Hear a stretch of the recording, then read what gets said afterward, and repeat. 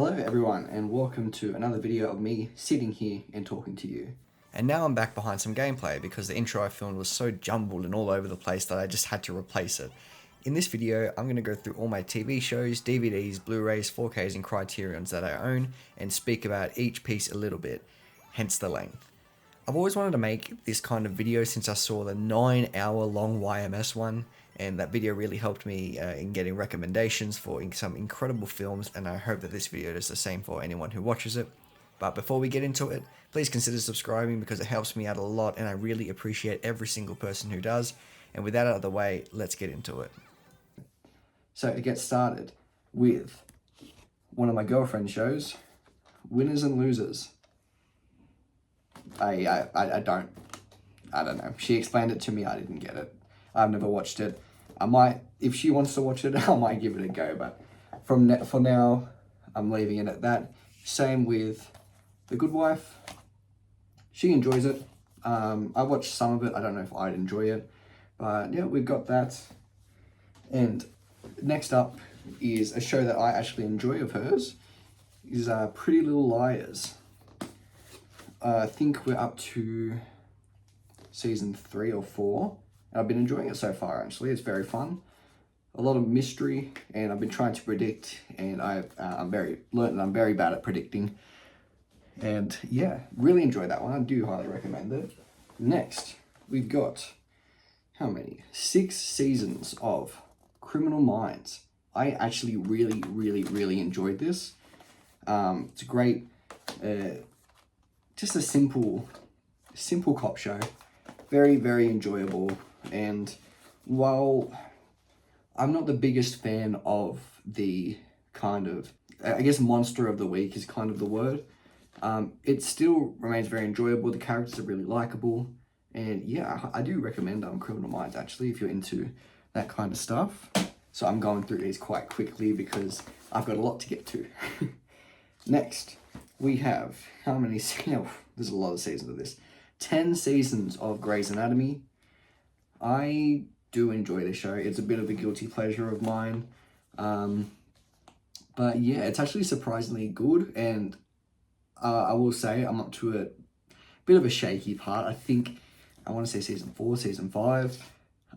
But from what I've watched, it's enjoyable. The characters are fairly likable.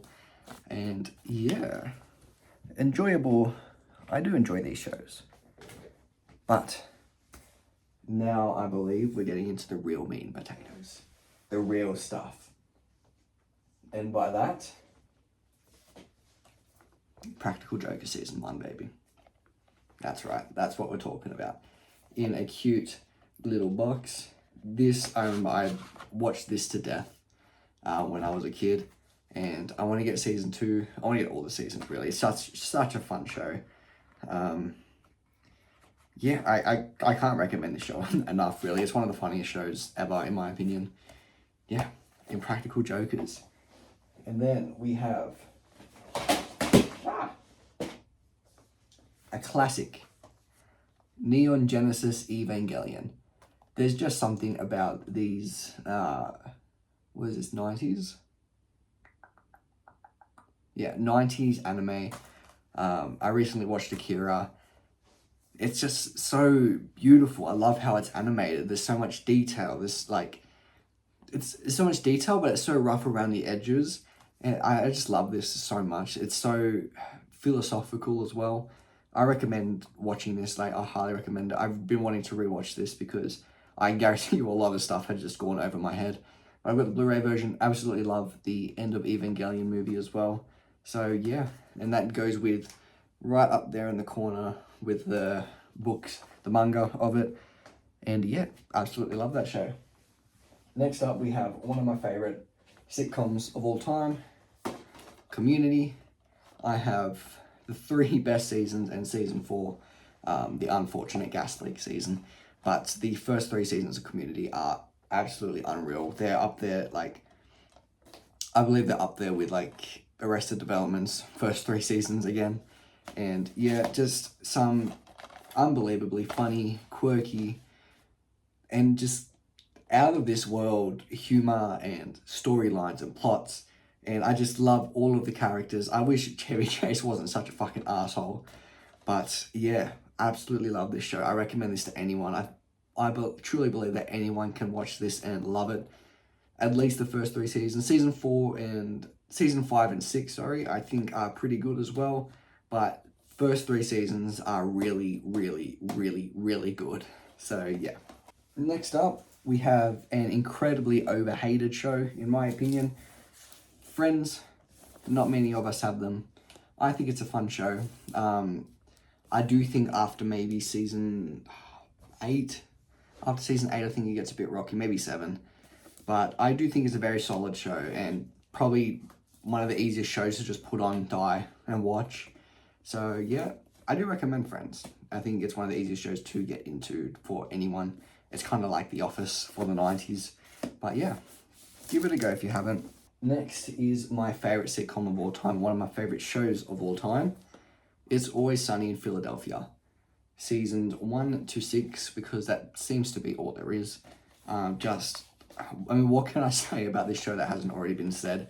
It's truly like the funniest, most consistent show ever, in my opinion, to go on, 17 seasons now. And I believe season 17, the most recent season at least, is like as good as their like prime stuff. And it's unbelievably good, unbelievably funny. Yeah, even when Danny DeVito wasn't a part of the show was still incredible, and he just added to that chaos. So yeah, I highly recommend It's Always Sunny, if you haven't watched it. So yeah. Next up, we got my box sets. Better Call Saul. I fell in love with this show, right after watching Breaking Bad, obviously, but I truly cannot recommend this show more. It is, in my opinion, it's better than Breaking Bad. I think it's got some of the best writing of any show ever.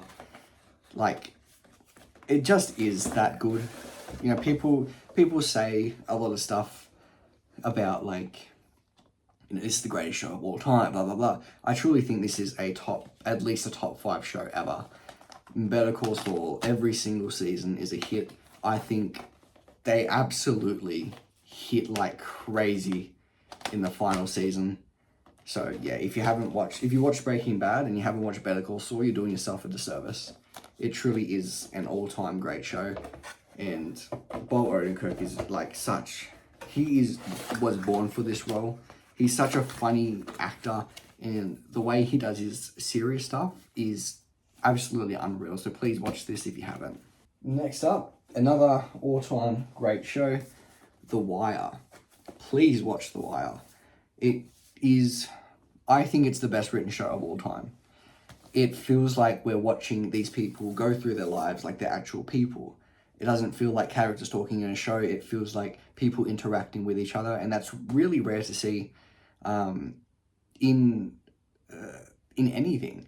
I think it's one of the best written anything. I don't think there is a better written show. I don't know if there's a better written show, movie, or anything. I genuinely believe that. And I think season 4 is it season 4? Yeah, season 4 is an absolute, it's so devastating and hard hitting, and season 4 is really where everything came together so perfectly. And I just have to say that if you haven't watched this show, again, you're doing yourself a disservice. And I'm actually a fan of season 2, while I believe it gets a little slow and a bit boring.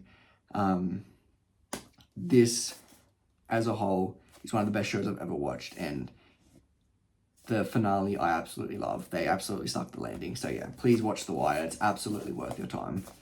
Succession. Really great show. I hate the box set because it's just one big bloody DVD with a million discs in it, but I think it's a great show. I think it ended really, really perfectly, and yeah, great television. Ooh, next up, some heavy hitters. The Sopranos. Absolutely a top 2 show of all time for me.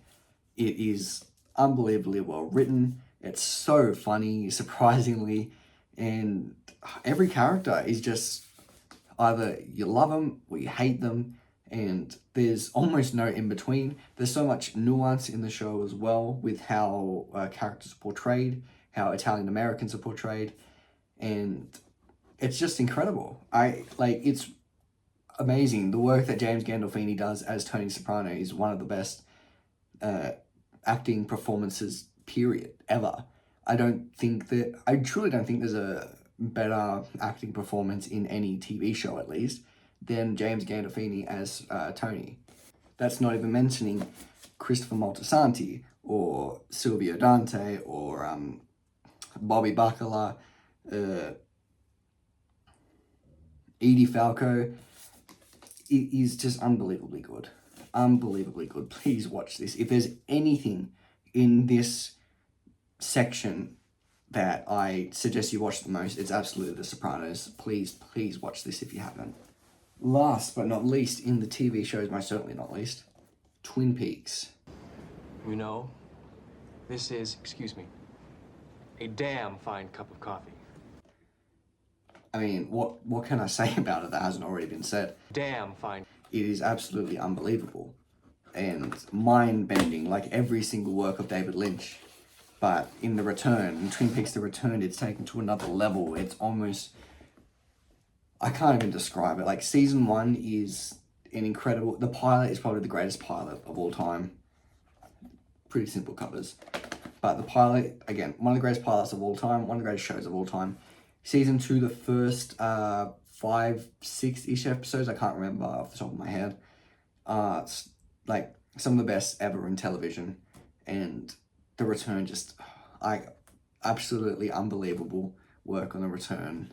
And all I can say is rest in peace, David Lynch. I've got a lot of David Lynch in my collection, so you'll be hearing a lot of him. And that's it for the TV show portion of this video.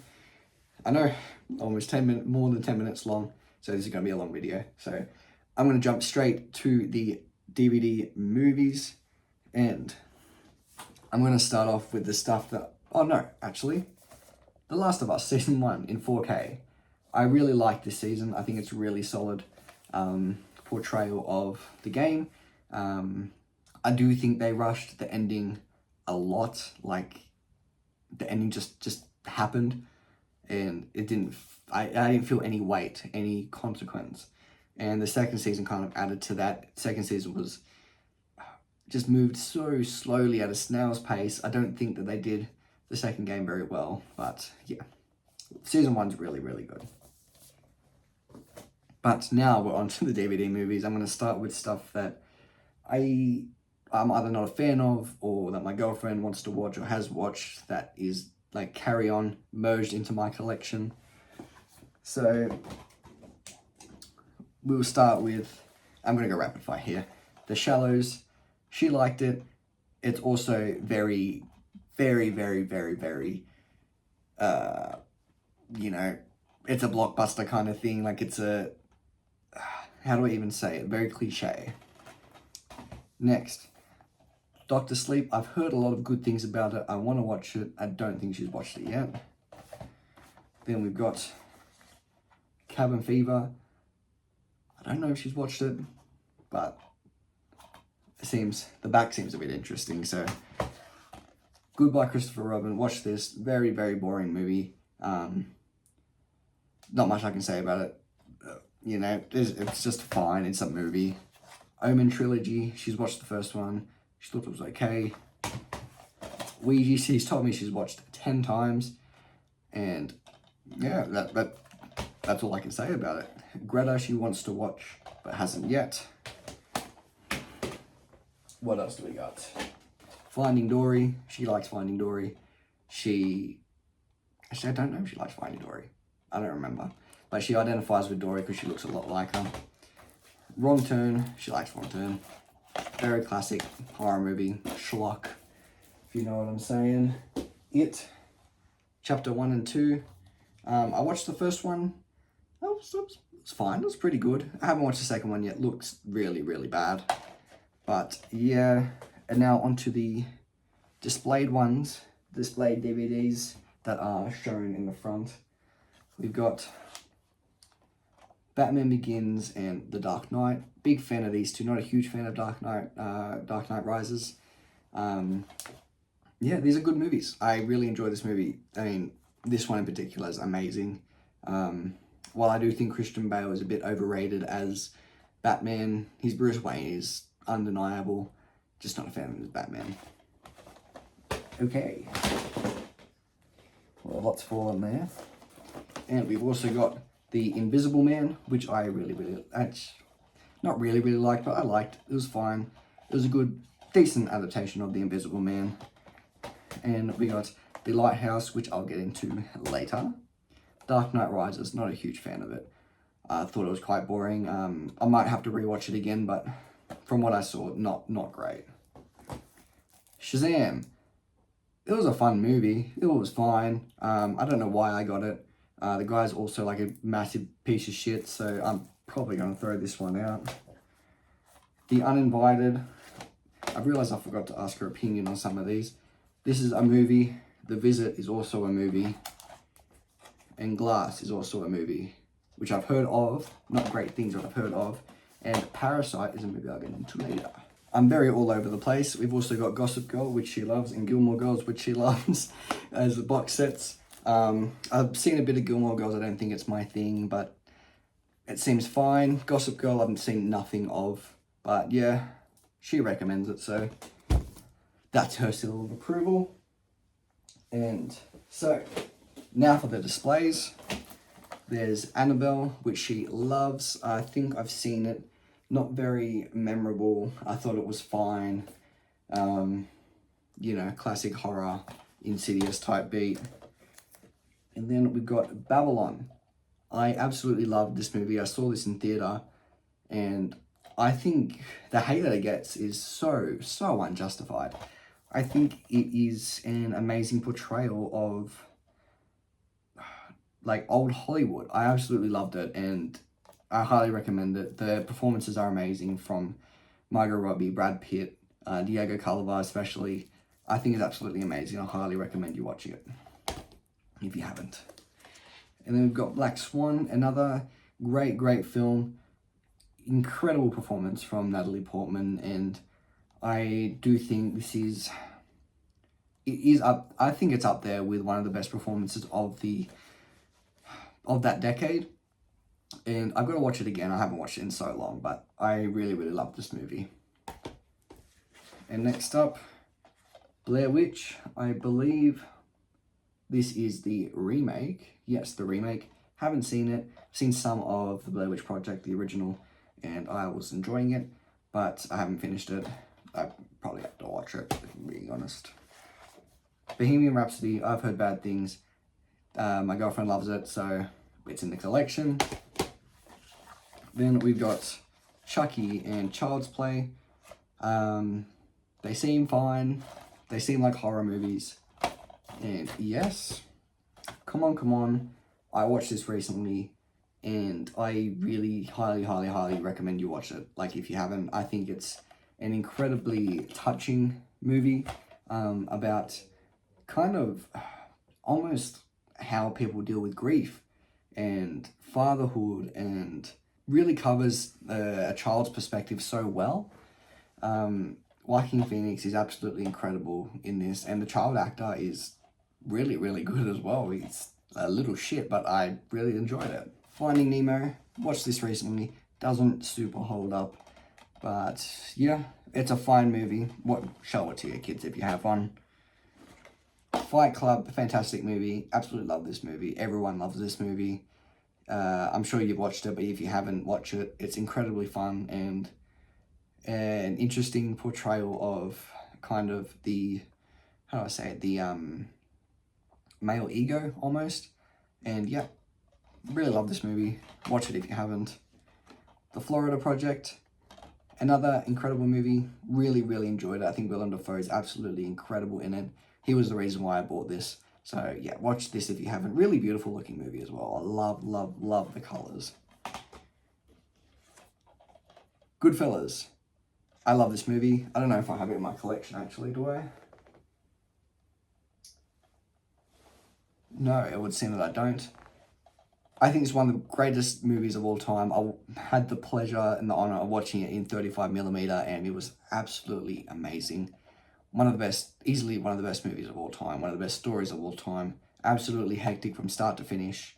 Robert De Niro, Ray Liotta, Joe Pesci, everyone is absolutely incredible and at the top of their game. Please watch this if you haven't. Martin Scorsese is one of the greatest directors of all time, and this is one of the biggest reasons why. Yeah, Goodfellas. Absolutely love that movie. Grand Budapest Hotel. This was one of the first, I think this was one of the first movies I watched when I was getting into movies, and it's one of the easiest, funnest watches ever. It's incredible visually.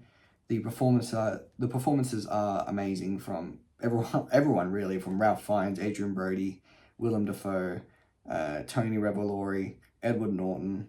I think everyone's really, really amazing in it. And yeah, I really do think that if you are wanting to get into movies, I think Wes Anderson really is a great director to get the ball rolling, kind of, because the way he frames his shots are so on purpose, kind of. I don't know what the word is. It's not coming to me right now, but yeah, Grand Budapest Hotel is amazing. Fantastic Mr. Fox, another amazing film. I really love The French Dispatch as well. But yeah, Wes Anderson, a really, really great director. One who gets a lot of hate for some reason. And I don't know, if you watch this and don't think there's any emotional depth in it, I think you're just stupid. If you watch Fantastic Mr. Fox and think there's no emotional depth in it, you're just stupid. You're just not watching the movie. But yeah, Grand Budapest Hotel, fantastic, fantastic movie. And then I have all the Harry Potter movies. I think they're fine. They're good movies. Prisoner of Azkaban is quite easily the best one, because it's directed by Alfonso Cuarón. And yeah, I think they're good movies. They're really fun, easy to watch. And what's interesting is, I think I actually find this really cool, is that the actual color gradient actually gets darker as the movies go on, as the movies become a lot more kind of adult themed. But yeah, Harry Potter, watch it. They're good movies. J.K. Rowling sucks as a person, and I wish nothing but the worst for her, and I hope her house just becomes mold. But yeah, we also have Fantastic Beasts down there, which I don't care to watch, really. Grumpy Cat, masterpiece. What can I say? It's a masterpiece. Yeah, we got this because fuck it, why not? I recommend watching it. Fuck it, watch it. It's fun. It's stupid. And what's the name? Aubrey Plaza voices the cat, I think. And watch it. It's stupid fun. Gremlins. I haven't got around to watching Gremlins, actually. I've heard a lot about them. I've seen a lot of cool stuff about the animatronics and the puppets and stuff. So I'm quite excited to actually watch these. Yeah, Gremlins. 1 and 2 in a package. And then we've got Krampus. Dana really loves this movie. She really loves this movie. Yeah, oh, it's got Toni Collette. I might have to watch that. Borat. I think this is a really funny movie. In hindsight, very tasteless. Very, very tasteless, but it is quite funny. It just is. I haven't watched this for a while. I might have to give it a rewatch, but yeah, also I guess fuck Sacha Baron Cohen. You know the drill. Little Women I haven't gotten around to seeing. I've heard really, really great things about, and it's just one of those. I love Greta Gerwig. I think she's an incredible director. I really loved Lady Bird. I think Lady Bird is one of the best coming of age movies of all time. And yeah, I'm excited to watch this. I've heard a lot of good things about it. I also loved Barbie. Obviously, I'm excited for Narnia as well.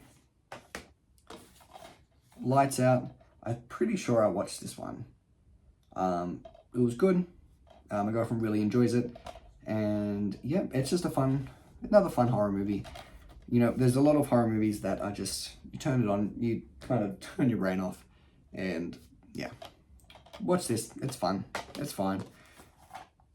I have no idea what this is. I forgot to ask her about this. I have no idea what this is.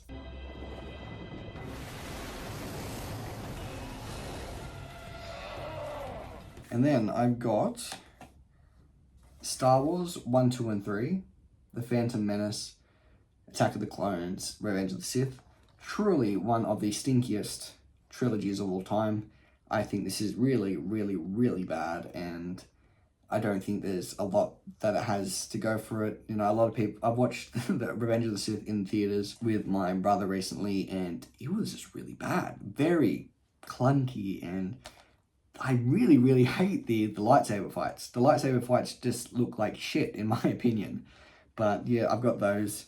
I've also got the original trilogy, A New Hope, Empire Strikes Back, and Return of the Jedi. A New Hope and Empire Strikes Back are two of the best sci-fi movies of all time, in my opinion. Some incredible, incredible cinematography, especially in Empire Strikes Back. Such a compelling story as well, and there was just something in the air when they were making these. Return of the Jedi, I think, is a fine movie. It's perfectly fine, but the first two are absolutely incredible, and you've probably watched Star Wars, so I'm not going to say you should. You probably watched it. Seeds of Yesterday. We got this because someone from Big Time Rush is in it. So that's the reason we've got this. It looks terrible. And Wolf Creek 2. She likes the Wolf Creek movies. I don't think I've seen it. So, yeah, just another horror movie, probably. And then we've got the original It. She loves this movie. She swears by this movie. I've got to watch it at some point. It looks really, really interesting. Especially the clown, I think, is so campy, and it looks a lot of fun. So, excited to watch this at some point. Insidious, it's horror, it's fun, it's fine. What can I say about it? What I do have a lot to say about, though, is The Incredibles. Absolutely amazing movie.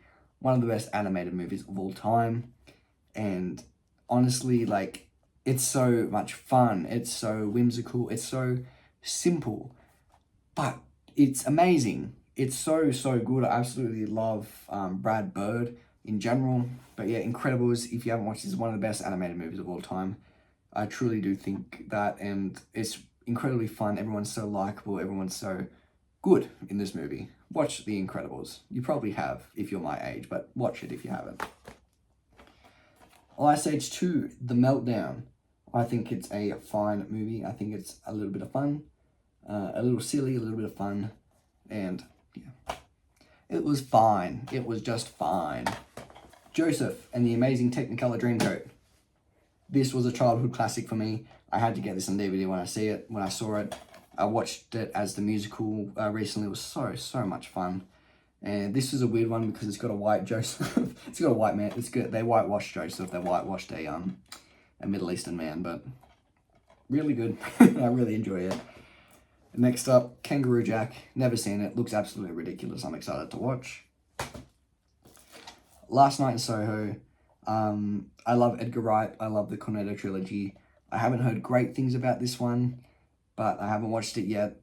But I'm hoping to like it because I love Edgar Wright. The Cornetto trilogy is one of my favorite trilogies of all time. I truly think it's probably one of the most underrated trilogies of all time. But yeah, Last Night in Soho. Haven't got a chance to watch it. Love Edgar Wright. Love, what's her name? Oh my God, what's her name? Oh my God. I'm so disappointed in myself. Anya Taylor-Joy. I love Anya Taylor-Joy, one of my favorite working actresses at the moment.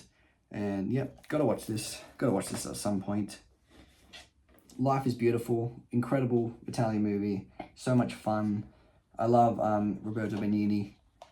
Yeah, so much fun. Watch it. Watch it if you haven't, because it is just so happy. And I've got to watch this again. I watched this in class once and I really enjoyed it. But yeah, Life is Beautiful. Fantastic movie. And then Midsommar, one of the best psychological thriller horrors of the 2010s. Florence Pugh is absolutely amazing, and this movie looks absolutely amazing.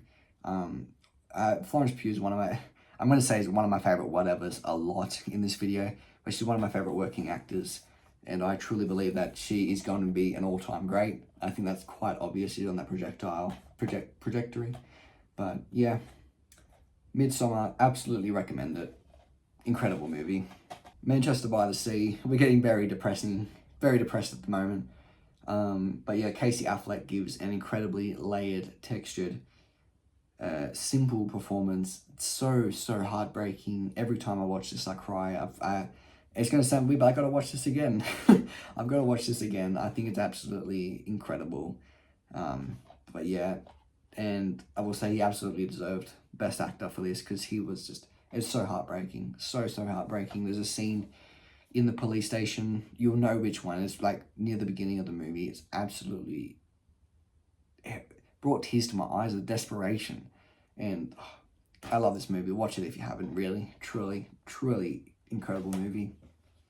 Then we've got Moonlight. Incredible. Absolutely loved this movie. One of the best, it's not really coming of age, but it's like, it tells the story of this person growing up in a low socioeconomic environment, where he kind of discovers himself and goes through everything, goes through societal pressures and just everything you can think of. And I think this is absolutely amazing. Mahershala Ali is incredible in this. So please watch this if you haven't. It absolutely deserves Best Picture. And yeah, watch this, please. Nocturnal Animals. I haven't seen this yet. I really want to watch it. Love Amy Adams and Jake Gyllenhaal, so I've got to get to this. I've got to get to it. Once Upon a Time in Hollywood. First of all, fuck Quentin Tarantino. But this is an incredible movie. This might be his best movie. His portrayal of old Hollywood. He clearly loves this era, and I really do think he shot himself in the foot by not making this his last movie. Because it's just so good. It's just that good. Leonardo DiCaprio gives one of his best performances ever. Brad Pitt is absolutely incredible in this as well as Margot Robbie. And the amount of kind of careers this birthed as well. Like, this is an amazing movie. Please watch this if you haven't. It's incredible. It's just incredible. Next up, Pet Sematary. Have not watched it. Looks interesting. Looks like can be very interesting. Next up, we have The Pianist. Again, there's probably going to be a few people that say, fuck these people. But fuck Roman Polanski, truly. But this is a masterpiece. It just is. I think Adrian Brody gives one of the best performances of the 21st century in this film. So yeah, I highly recommend anyone watch this. Truly, you're doing yourself a disservice if you're refusing or just aren't watching it. I do understand the you drawing the line at the Roman Polanski, I do, but I truly think this is an incredible movie and really a must watch. A Quiet Place, fun, silly. It's just good. It's a good movie. I do think that it didn't really need all the sequels or the prequels or whatever, but I recommend the first one at least. And if you like it, go to the other ones. But yeah, I do think Emily Blunt is amazing in this, and John Krasinski gives a great performance. And yeah, great movie. Just a fun movie. Classic. Watch this. Watch this one. Of all the movies, please watch this one. Nostalgia gold mine in this. I love these movies to death. I can't tell you enough how much I love, what's his name? Matthew Lillard as Shaggy. He warms my heart. He has a special place in my heart just because of this movie. But yeah, watch these, please. I'm telling you, my childhood is this. Watch this if you haven't. Next up, we've got The Shining. Absolute masterpiece. Every time I go to watch it, I'm like, it can't be that good. It can't look that good. You know, I think about it and it's like, maybe it wasn't as good as I remember, but it just is as advertised. I watched this in the cinema and it was a once in a lifetime experience. Jack Nicholson is absolutely incredible. I can't tell you how much I love this movie. Shelley Duvall gives one of the best horror performances ever, in my opinion. And yeah, the child actor Danny Lloyd was absolutely incredible in this as well. Everyone is incredible in this, and if there's any movie that you should watch horror-wise in my collection, this one. Absolute masterpiece, this one. Stanley Kubrick. I've got a few of his movies. One of the best directors of all time, obviously. But yeah, please watch this one. Shrek. What do you know about Shrek? Absolutely amazing movie. I think Shrek 2 is the better one, the best one by far in my opinion. But Shrek holds its own ground, and yeah, a lot of fun. I think Mike Myers is perfect as Shrek, and Eddie Murphy is perfect as Donkey. I just love it. You probably watched it. Let's be honest, you probably watched it. If you're my age, you probably watched it. But yeah, watch that one. Shrek 2. I didn't know I had this. But yeah, this one I think is absolutely incredible. It has endless rewatchability, an incredible story, a timeless story, and about self-acceptance, and just I truly think that this is one of the best animated movies of all time.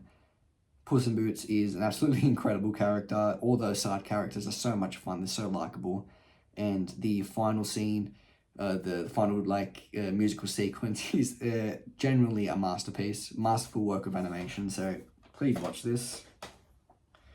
Next up, we've got Shutter Island, a really fun movie, fun mystery movie. One of my girlfriend's favorite movies ever. I do think I'd have to rewatch it.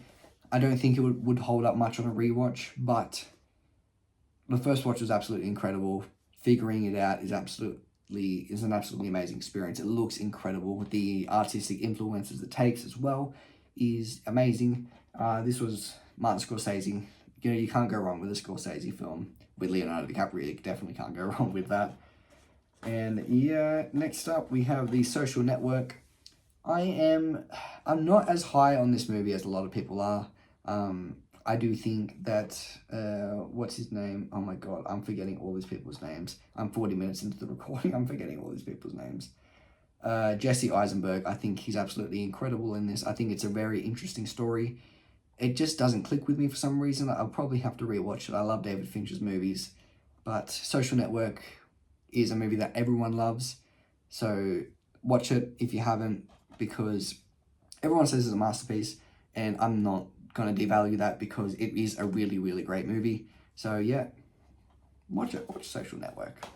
Split, another fun thriller horror movie. I think Anya Taylor-Joy is absolutely amazing in this, same as James McAvoy. And James McAvoy isn't in enough good movies, so cast him in good movies, please. Next up, we have Tar. I don't think it's controversial to say that this is Cate Blanchett's best performance ever, and one of the best performances of the year it came out. When did it come out? Like 2022, 23? Yeah, I saw this in cinema. I thought it was absolutely amazing. It's slow, but it's beautiful, and it tells such an interesting story, and I highly recommend it if you haven't watched it. And we've got 3 Billboards. People seem to not like this movie. I loved it on my first watch. I think it looks great. I think the story is very interesting, and yeah, I highly recommend it. I absolutely love Frances McDormand. Just one of the best actresses ever. That's not controversial at all, but she is. Toy Story 2, incredible movie. While I do prefer the third, I think 2 has a solid case. Incredibly fun. All 3 Toy Story movies, all 4 really, are really a lot of fun. And I'm actually quite interested to see the 5th one, surprisingly, because it's about iPad kids. Winnie the Pooh, Blood and Honey. It's a movie. It's a movie. It's good. It's a good one to sit around with your friends and watch and just laugh at. But yeah, I've watched it. The Witch, Robert Eggers, and Anya Taylor-Joy, and just everyone is absolutely amazing in this. I truly do love this movie. I think that this was an incredible directorial debut. I can't believe this is a directorial debut. Such an incredible period piece, and just one of the best ever in my opinion. Quite easily one of the best period pieces ever. So yeah, The Witch, amazing movie. Watch it if you haven't. Wolf Creek, a fun movie. I don't think I've seen this one, but yeah, fun horror. World War Z, I do not like this movie. I think it is, from memory, quite boring and not very great. But my girlfriend loved this movie. Brad Pitt's in it. Watch it if you like just never-ending action. And then we've got X, I think it's an incredibly fun horror movie. I think Mia Goth is kind of perfect for this role. And yeah, she's absolutely really incredible in this. And I do recommend it. I haven't seen the second and third one, but the first one has piqued my interest. So there's that. I keep forgetting TV shows. American Horror Story, she loves it. I watched the first season. I thought that was pretty good. Second season goes on for way too long. And yeah, it's fun. It seems fun. And then we've got Wrong Turn. I watched the first one. I thought that was fun. It was fine. If you're looking to kind of just watch a horror movie, I think this is a pretty decent one to go. There's like 5 of them. I've only seen the first one, but we have them. Another TV series I've forgotten, Teen Titans. I've heard a lot of good things about this one. TEENTITANS, Teen Titans. Let's go. She wanted me to do that, so I did it. But yeah, I've heard a lot of good things about it. I was a big fan of Teen Titans Go, and when I said that to my girlfriend, she looked at me in horror and told me to watch this. So at some point, I'm going to watch this. Yeah. All right. This video's gone on a lot longer than I thought it would. Okay, so Fantastic Beasts I've told you about. Not going to watch these most likely unless I want to watch Harry Potter all the way through. Fuck J.K. Rowling for real. Annabelle Creation, haven't watched it. The first Annabelle was fun. This could be good. Elephant Man, David Lynch, tear-jerking masterpiece. I think that if you want to cry, watch this. I think it's one of the most unique movies ever. And yeah, I've got to watch it again. It's been so long since I've watched it. It's been so long since I've watched a lot of these movies. There's just too many movies to go around. And then we've got Insidious, Chapter 1, 2, 3, and 4, I believe. Yeah, horror. Incredibly fun to turn your brain off to just mindlessly watch. But yeah, Insidious, they're fun. They're fine. And oh, my leaning tower of DVDs are falling a little bit, but that should be fine. And then I've got 1, 2, 3, 4, 5 Resident Evil movies. I've watched the first one. I thought it was fine. Yeah, there's a lot of these movies are just a lot of fun. I think a lot of these movies are fun and things that you can kind of, I'm not a huge fan of this phrase, but turn your brain off to. Something that you can just sit on the couch after a long day of work, and they're quite easy to watch. And I think Resident Evil is one of those franchises it's very campy, and I'd love to watch the rest of these at some point. So yeah, Resident Evil. And then we've got another Elephant Man. I think a better cover. Watch that, obviously. Clockwork Orange, another Stanley Kubrick absolute masterclass. Next up, we've got Coraline. Incredibly fun movie. The universe is so interesting. I think that the way this is animated is absolutely incredible. Absolutely so much fun.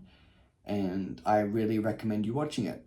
Obviously, if you like The Nightmare Before Christmas, you're going to love this. So yeah, Coraline, a lot of fun.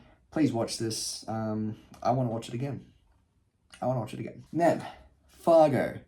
I've got a lot of DVDs. Fargo is incredible. Feel good. I think it's great. I think it's absolutely amazing.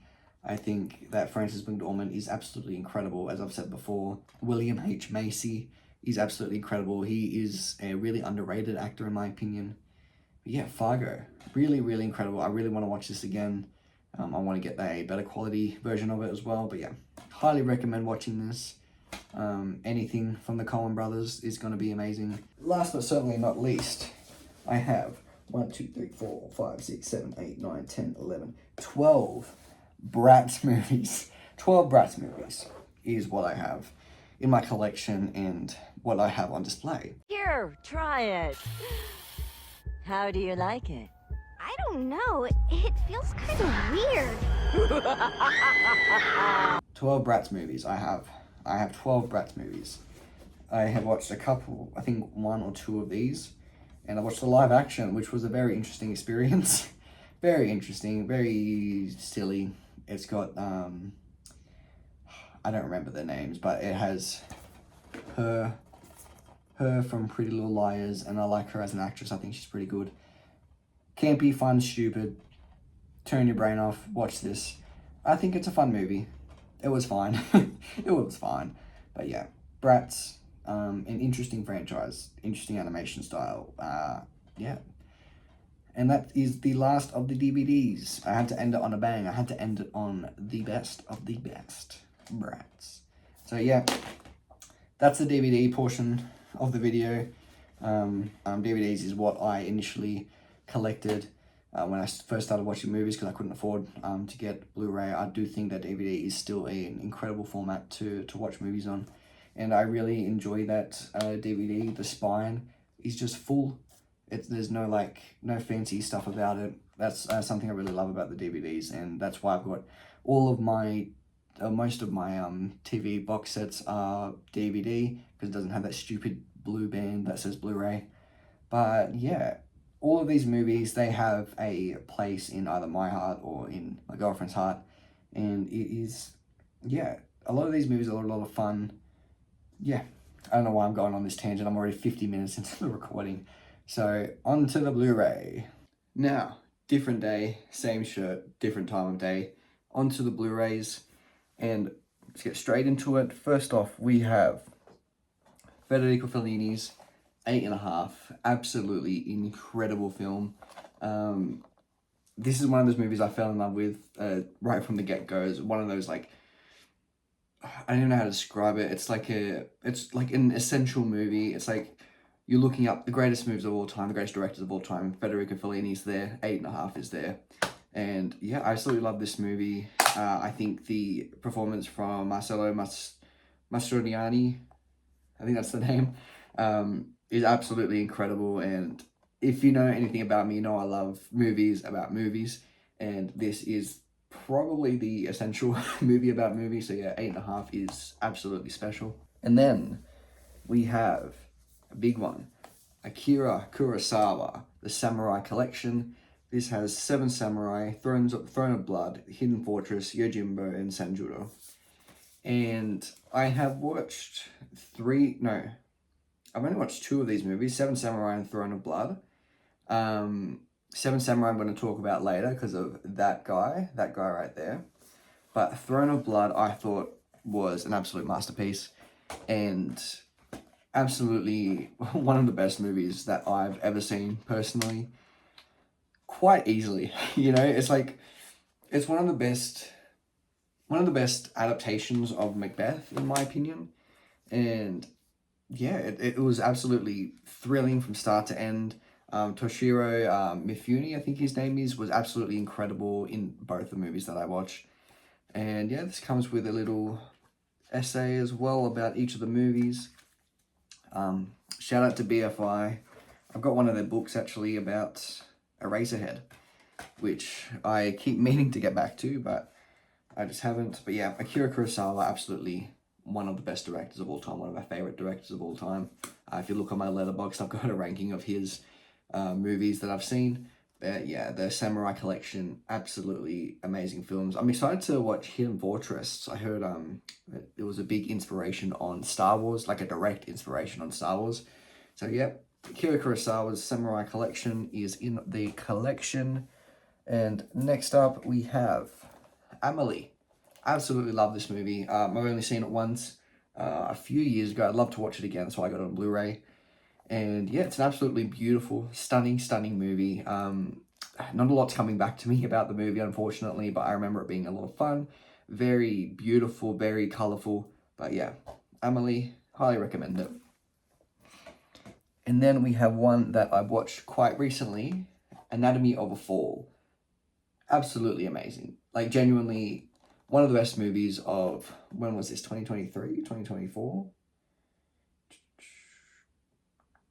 2023, one of the best movies of 2023. It is about kind of a woman going through like grief while she's having to go on trial for the death of her husband, and it is one of the best depictions of the complexion of a relationship. It's one of the best depictions of a complicated relationship that I've ever seen, and and she's one of my favorite actresses right now. Sandra Hüller, I've watched a couple of her movies, and she has skyrocketed into being one of my favorite actresses working. So yeah, Anatomy of a Fall. It's also a really, really beautiful movie. All the performances are amazing as well. The child actor, what's his name? Milo Mercado-Grainer was absolutely amazing in this as well. And everyone gives such a textured and layered performance, and I highly, highly recommend watching this if you haven't. Next up, we've got Another Round. I fucking love this movie. This is one of those movies that have been in my collection for years, and I just never got around to seeing, and maybe a year or two ago, I just decided to watch some of the stuff that I have in my collection because I have a lot that I didn't watch. And Another Round was one of them, and I'm so glad that I did. I'm so mad at myself for not watching it sooner because this is absolutely incredible. Mads Mikkelsen is an incredible actor. The story is so... it's heartbreaking almost, like, it's crazy. Another Round, obviously, about drinking and the dangers of it, and grief, and just everything. It's absolutely amazing, and I genuinely... It's one of the best Scandinavian movies of all time, in my opinion. I'd love to watch The Hunt. The Hunt has always been on my watch list, and I'm very excited to see that at some point. But yeah, Another Round is good for now, and I highly recommend you watch it. Next up, we have The Evil Dead. I have The Evil Dead and Evil Dead 2. Two absolutely amazing, and Evil Dead, unintentionally funny movie, and Evil Dead 2, one of the best horror comedies ever, obviously. And it's just perfect. It feels like Bruce Campbell and Sam Raimi were made for each other. Bruce Campbell, I can't picture anyone else doing this performance, other than maybe like Jim Carrey or something, but I don't think anyone else could do Bruce Campbell's performance. And that goes doubly for Army of Darkness, which is a movie that I was looking for so long, and I finally found it. I just had to watch it as soon as I got it. It's so much fun. It's so silly. It's so stupid. And I highly recommend watching all three of these movies. One of my favorite trilogies ever. And yeah, Army of Darkness, Evil Dead 1 and 2. Watch them, please. If you haven't, you're doing yourself a disservice by not watching them. Next up, I have Banshees of Inisherin. This is one of my favorite movies of probably of the century, and it is so heartfelt. Colin Farrell's performance is absolutely incredible. I really think he deserved to win Best Actor for that year, but obviously it didn't go that way. But yeah, everyone is so good. Brendan Gleeson is so stern, and so it's heartbreaking seeing how he acts towards Colin Farrell in this movie. And yeah, I can't give this movie enough praise. It's absolutely amazing. Kerry Condon gives one of the best performances of the decade as well, and she did not get the recognition she deserved. And also Barry Keoghan gives such a complex performance to give. He's not in it much, but it's so heartbreaking what he's able to do in this movie. But yeah, Banshees of Inisherin, I've watched this multiple times. I've watched it on a plane, and I've cried all the time. So yeah, Banshees of Inisherin, please watch this if you haven't. I highly recommend it. Next up is a movie I've yet to see, Beau is Afraid. I've heard a lot about this movie, it's a controversial movie. It's kind of very, either you love it or you hate it.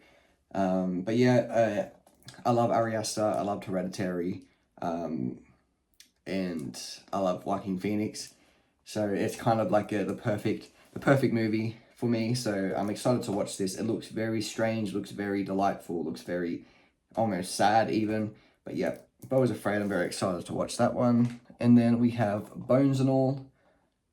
Incredible movie. Timothée Chalamet is absolutely amazing, and I really believe he's going to win the Oscar this year. But yeah, with this one, such an interesting love story, and I don't even know if you call it a love story, it's almost a tragedy, but it's absolutely amazing. Luca Guadagnino is one of my favorite directors working at the moment. Yeah, Bones and All, I highly recommend it. It's a beautiful movie as well, really, really well shot. I've watched this a couple times. Bones and All, watch it. And then we have Booksmart. This is one of the funniest and most fun movies of the decade, in my opinion. Did it come out this decade? I hope it did. No, it didn't. Of the last decade. One of the funnest movies of the last decade. And I think it's very silly, very goofy, very super bad. It does try to recreate elements of that. Well, I don't think it reaches those heights. I do think it's a very fun movie, and I would recommend you watch it. Just have some fun while watching it. It's very fun, very funny. Two absolutely amazing performances, in my opinion. Yeah, watch it. Booksmart.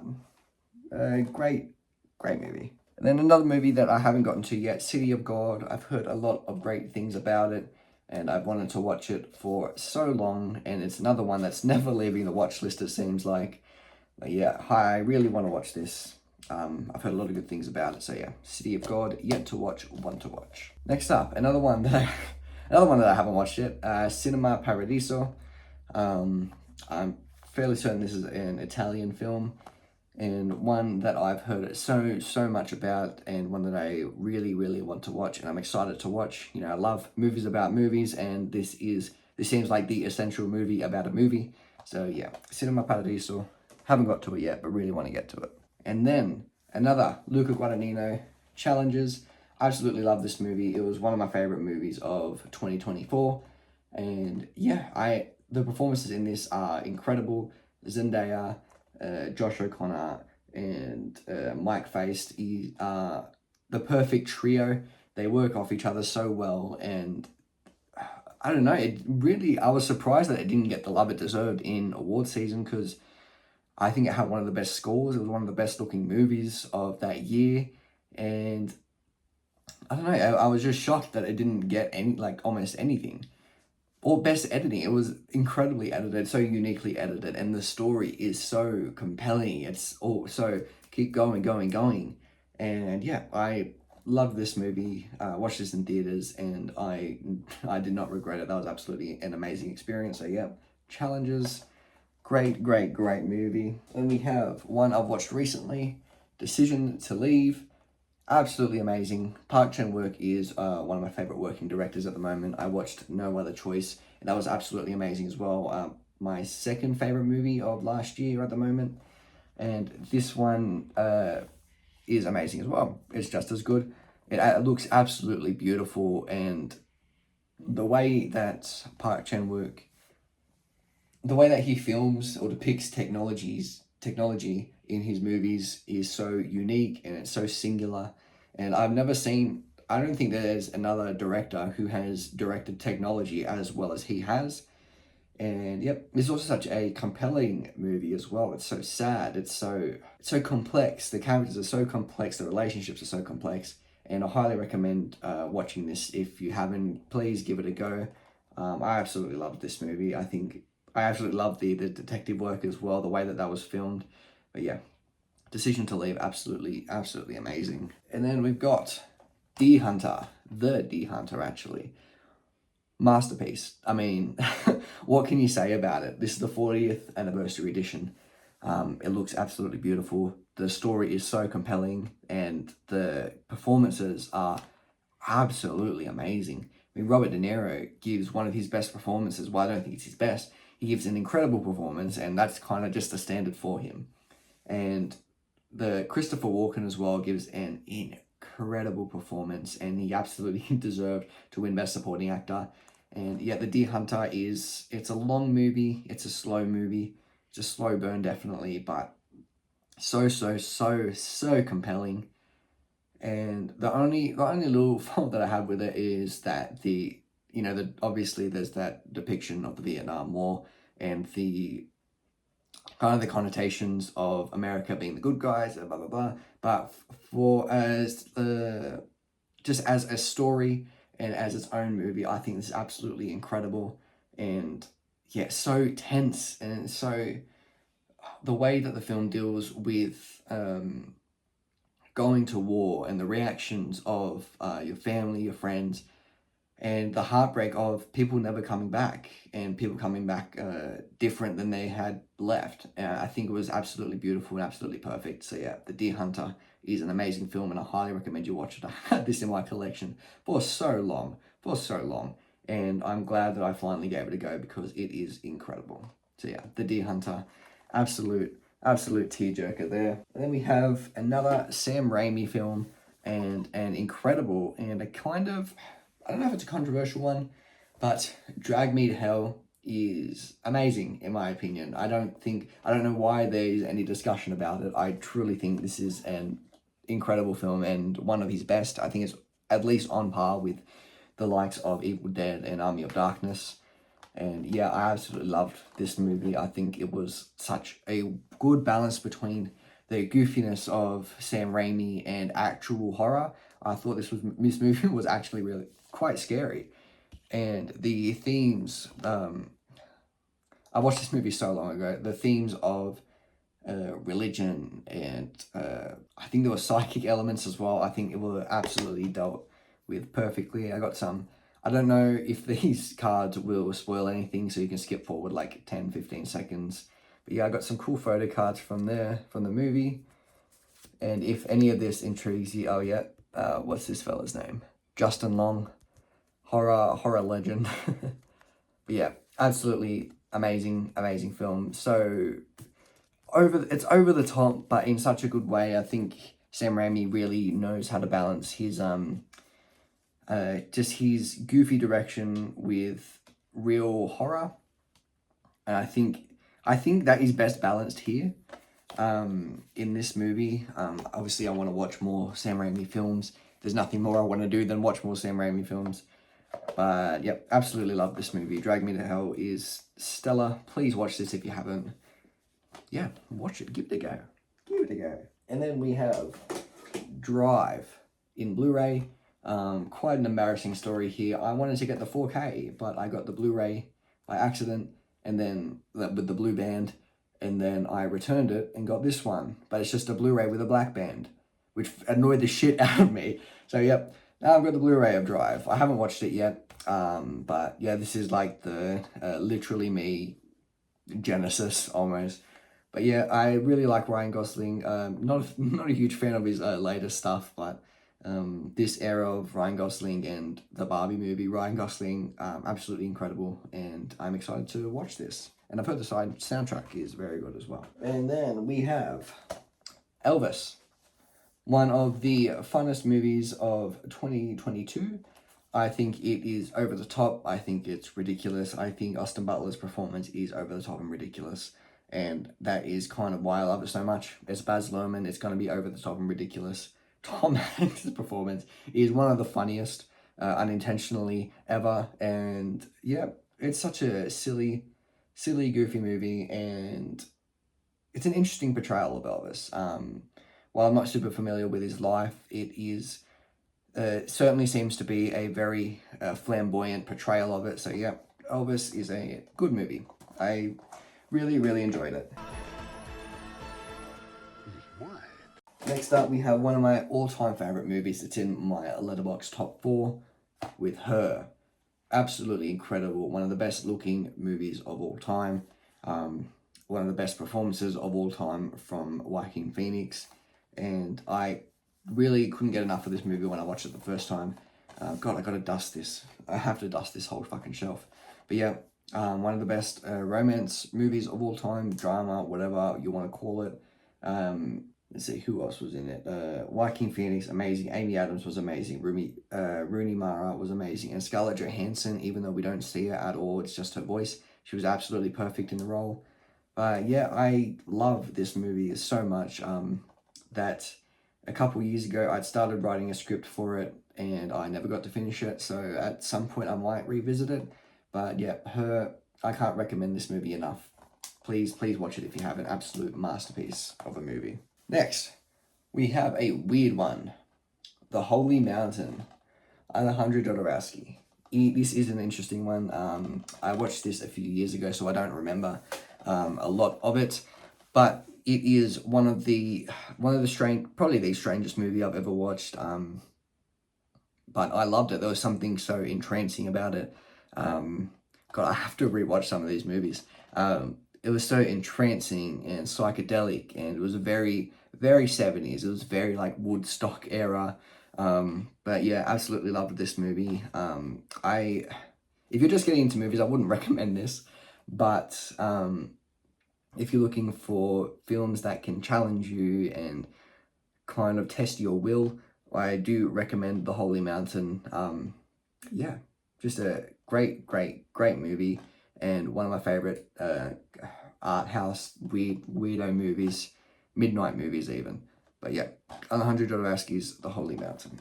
And then we have Bong Joon-ho's The Host. I haven't watched this one yet, but Bong Joon-ho is one of my favorite directors ever.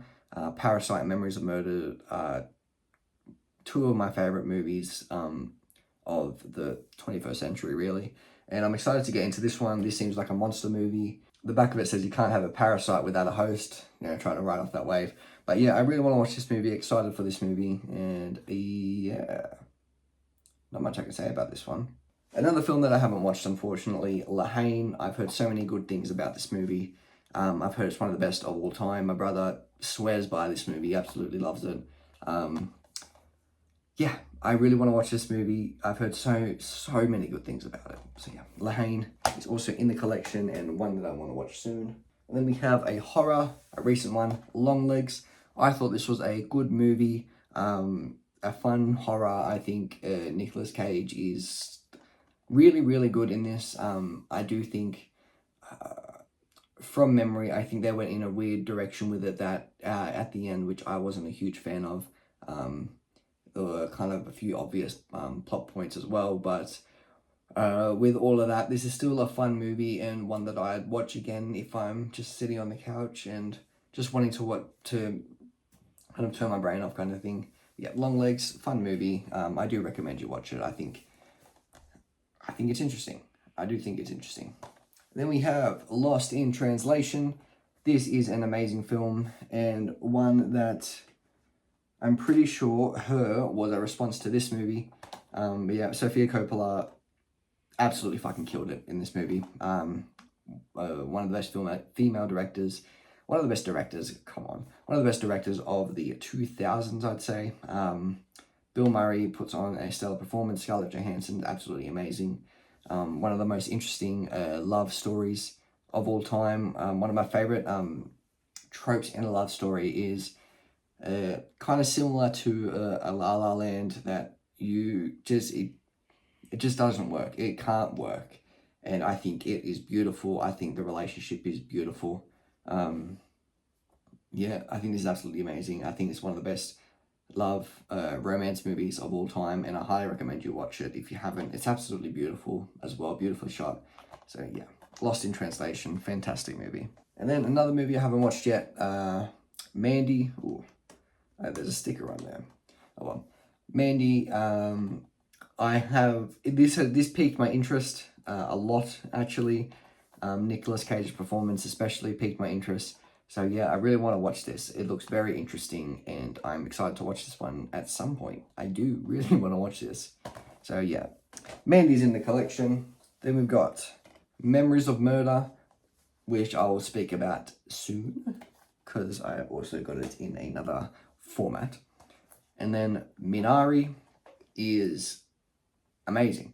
I don't know what else to say about it. One of my favorite movies of the decade. I think that Steven Yeun puts on an absolutely stellar performance. Everyone puts in an amazing performance. But yeah, this is definitely a slower movie, but it works so well. The story is so compelling. The performances are so compelling. It looks beautiful. And if there's one thing about me, if you have a good looking movie, I'm going to like it. I'm just going to like it. So Minari, I highly recommend you watch this. Such an interesting depiction of the working class immigrant and what it means to try and make it in America and the American dream kind of thing. And I think this is an absolutely amazing movie. I highly recommend you watch it. If you haven't, say Minari. Then we've got Nightcrawler. Got it in a cool little box there, a big box. But Nightcrawler is amazing. What else can I say about it? It definitely is one of those like dude bro-ish movies. but I loved it. I think it's such an interesting, how do you say it, like depiction of journalism and kind of the moral grey areas. This also comes with the script of Nightcrawler, which I think is pretty cool. But yeah, this is an amazing performance from Jake Gyllenhaal. One that we're, at this point in his career, we're used to seeing. I hope he's going to get back to this level with the movie. He's in a movie this year, pretty sure, with M. Night Shyamalan, so I'm excited to watch that. But yeah, Nightcrawler, I think, is amazing, and one that you've probably heard of, and one that you should watch again. But yeah, I'd love to watch this again. It's the 10th anniversary edition. But yeah, love this movie, love Nightcrawler. Obviously, I love Nightcrawler, but yeah, everyone does, but I do. Then next up, we have Old Boy. What can I say about this movie that hasn't already been said? One of the best action movies of all time, and I don't even know what else I can say about it. This is Park Chan-wook. Once again, his longevity is absolutely insane.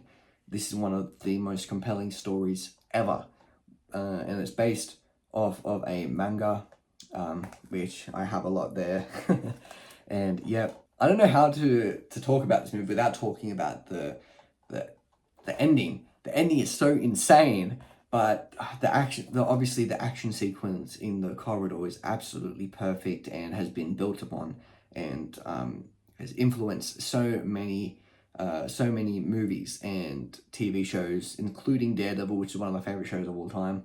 But yeah, Old Boy is absolutely amazing and one of my favorite movies of all time, and is one that I'd love to rewatch again. But yeah, Old Boy, fantastic movie. And then we have, once again, one that I haven't seen, Pan's Labyrinth. I really do like monster movies. I like Frankenstein.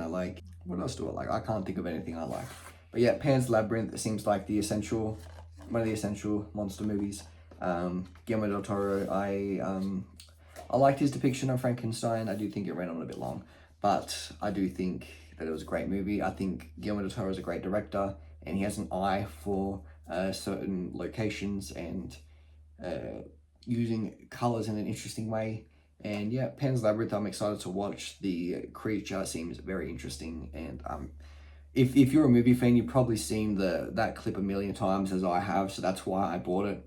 But yeah, Pan's Labyrinth, excited to see that. Next up, Paris, Texas. What a movie, absolute behemoth of a movie. It's one of those movies that has so much hype behind it, and so much has been said about it, and yet you don't really see a lot of people talking about it in the greatest movie of all time conversations, which I think is weird. Well, I don't think it's up there, obviously. I do think it's a fantastic movie and one that I'd 100% watch again. This has I don't even know what this is. I haven't read this. But yeah, it looks like it's got a few essays about Paris, Texas. And I'm going to say something that everyone's already said. One of the best looking movies of all time. And one of the most interesting stories, and one of the most interesting depictions of parenthood, and how people struggle through relationships and stuff. I've also got a few photo cards here. This is an absolutely beautiful movie. I couldn't even believe some of the shots that were in this film. Like Wim Wenders, oh my god, that was a weird sound. Wim Wenders absolutely has an eye for a location, for how a shot looks, and this is amazing. I think it's one of the, I don't even know what to say. Paris, Texas, go watch it if you haven't. I think it is absolutely amazing. One of the best looking movies of all time. If you're a big fan of the visual aspect of film, then this is right up your alley. This is truly right up your alley. But yeah, highly, highly, highly recommend it. I think Harry Dean Stanton is absolutely incredible in this and gives one of the best performances of all time in this, in my opinion. So quiet, so layered, so subdued, and it is amazing. Really, really, truly amazing. Paris, Texas, incredible film. And from one incredible film to another, Perfect Blue. Wow, man, I absolutely love the 90s anime style. I think that this is one of the best movies of all time. This was in my watch list for as long as I can remember. I every time I went into a JB Hi-Fi or like any place that sold movies, I'd always go to the anime section, look for the P section, and be disappointed. But I found this on Amazon, and I loved it. Absolutely loved it. I want to watch more of Satoshi Kon's films. I've heard a lot of good things about them. This just has some cool art in there. Whoa. I'm going to blur that. I'm going to take that out. Oh, shit. But yeah, this is such an incredible story about the kind of the expectation that's put upon female performers, especially. Yeah, I absolutely love this movie. It's such a beautiful looking movie. The animation style was so interesting. But yeah, absolutely amazing film, and it definitely is still timely. Like, it's still, you can still see the like the people in this movie, you can see them today. You can still see people treating females like women like this today. I love this movie. Watch this movie if you haven't. So good. Next up, we have another incredible movie, Reservoir Dogs. Got a cool, oh, look at that. That looks weird on camera. But yeah, Reservoir Dogs. I mean, what can I say about it that hasn't already been said? It is absolutely amazing. Definitely one of, it might be Quentin Tarantino's best, up there with Once Upon a Time in Hollywood and Inglourious Basterds. But yeah, Reservoir Dogs is incredible. One of the best crime movies of all time, in my opinion. It's also incredibly well shot, and the mystery, not the mystery, I guess, but the, just the, it's so like, you know, when you watch it, it's so like, I don't even know how to describe it. That's just the feeling I get from it. But yeah, the performances as well are absolutely amazing. They're so desperate. They're so layered. Oh, I've got two of them. That's weird. But yeah, I love this movie. God, I really wish Quentin Tarantino wasn't this big fucking weirdo, but he just is, unfortunately. But yeah, Reservoir Dogs is incredible. I highly recommend you watching it, and if it's in a theater, I definitely recommend you watch it because it was absolutely amazing in theaters. So yeah, Reservoir Dogs, incredible film. Next, we have a movie from last year that I have yet to get to, Sorry Baby. I've wanted to watch this for a while, but it's only just come out in at a JB Hi-Fi, so I just had to snatch it up. I want to watch this soon. It piqued my interest when the cat was on the cover, really. But yeah, looks like a very sad movie. I am very excited to watch it. So yeah, Sorry Baby. You watch it. Watch it. Support movies. And then we have one that I watched a while ago, and one that I did a Letterboxd review on, like a lengthy Letterboxd review on, Sound of Metal. Absolutely incredible movie. One of the best. One of my favorite types of movie is like someone who is striving to be great, and they're so close, and this is like the quintessential one, in my opinion. Sound of Metal. Riz Ahmed's performance is just unreal. He's so desperate. It's such a sad film. And yeah, as someone who loves music, I really highly recommend you watch it. And yeah, Sound of Metal, incredible film. And then I haven't watched this one yet, but Spencer, Christian Stewart. I like Christian Stewart, so I got this movie, and I'm very excited to watch it. I think it's going to be an interesting go through. I've heard a lot of good things about it, so yeah. Spencer is in my collection. And then I've got Terrifier. I mean, what can I say about this that hasn't already been said? It's just silly, fun movie.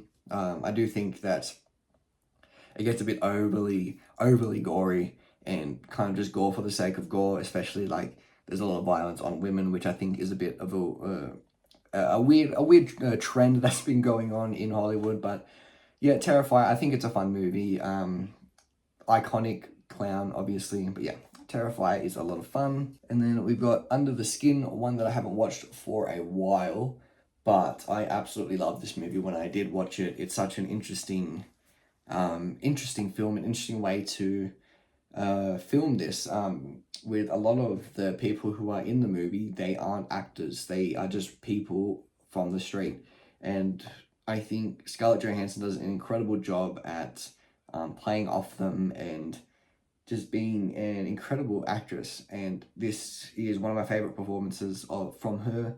Yeah, Under the Skin is absolutely amazing, by Jonathan Glazer, and I'll be talking about him soon as well.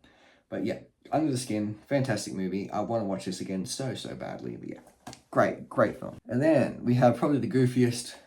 Oh, you know what? I talked about Evil Dead, so maybe it's not the goofiest movie, but we have Weird, the Al Yankovic Story.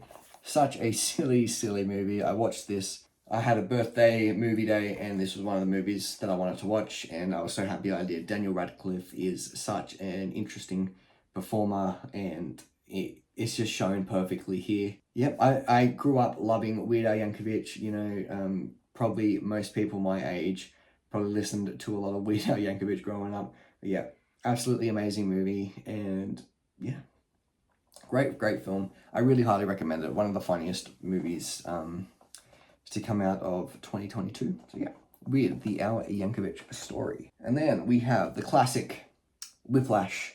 Everyone's seen Whiplash. Everyone loves Whiplash, and so do I. I've watched this many times. I think that Miles Teller gives off his best performance ever, and J.K. Simmons gives his best performance ever as well. And the way that they play off of each other is so perfect. This is also an incredible looking movie. And yeah, as I said before, one of my favorite genres of movie is the artist that is striving to be great, and this is kind of the perfect movie for that. And a lot of people like misread the movie and the ending.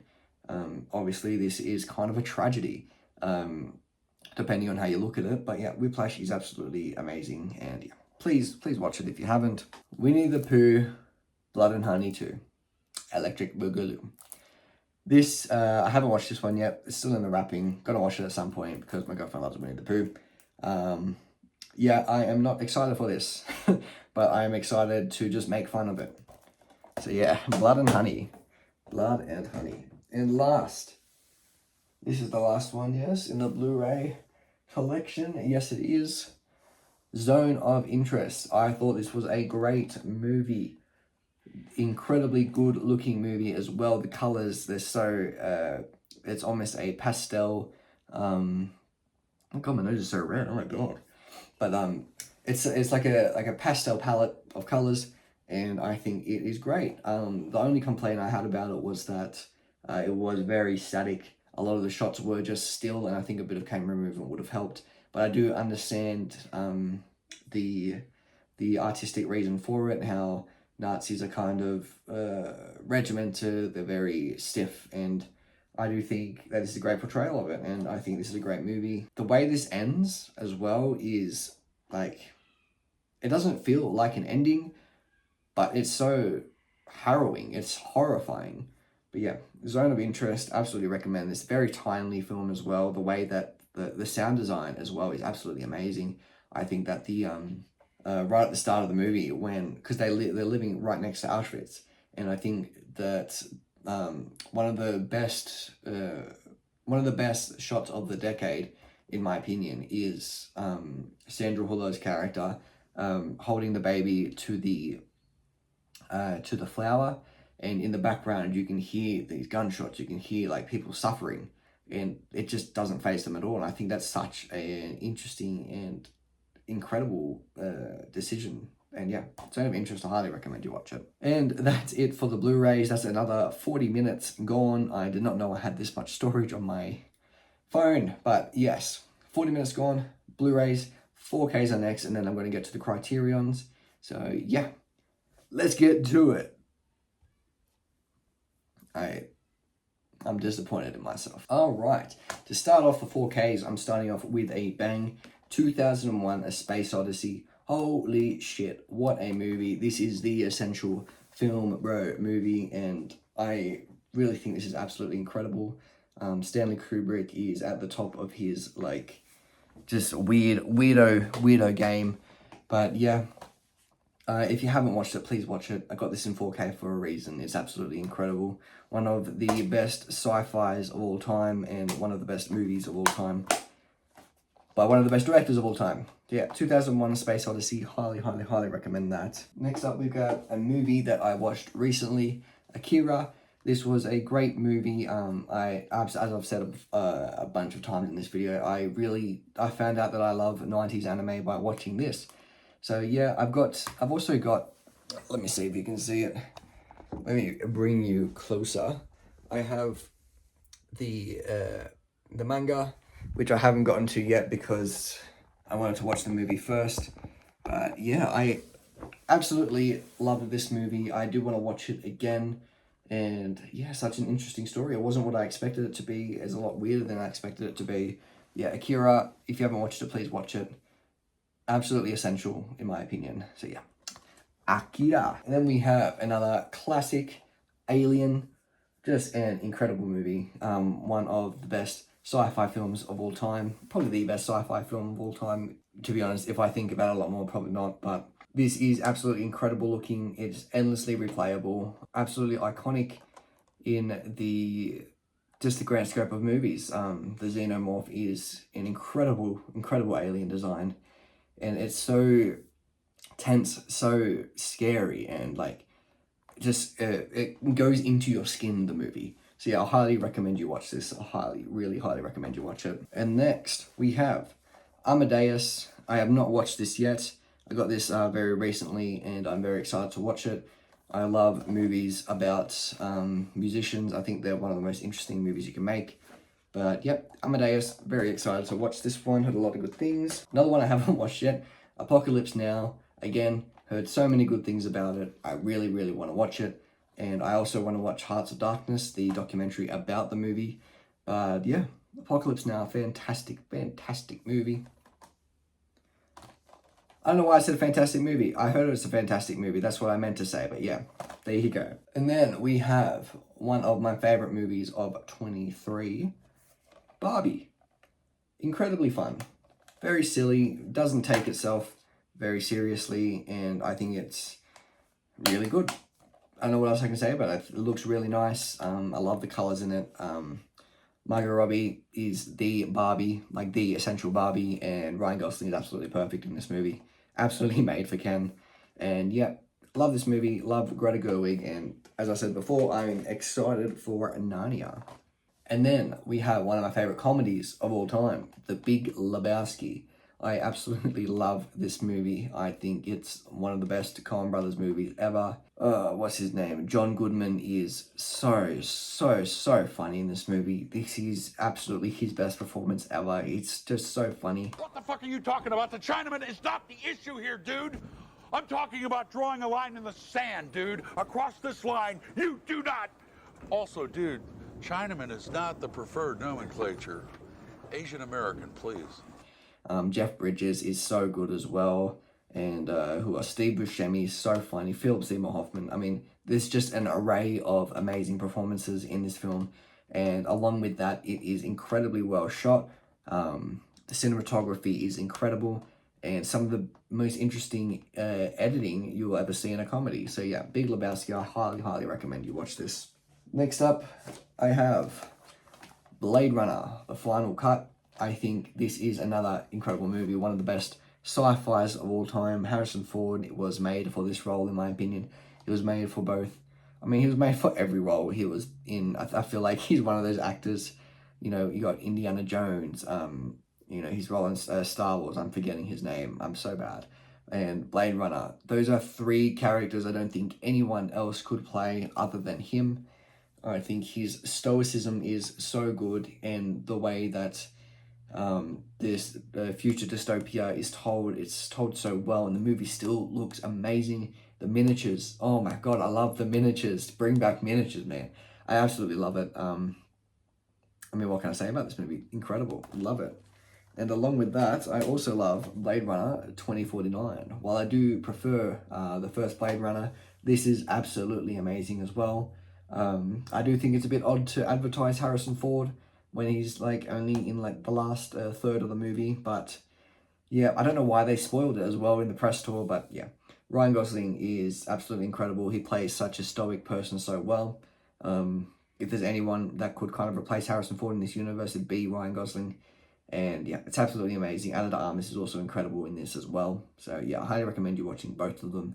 But yeah, I love Blade Runner. The universe is so interesting, and so we're getting there.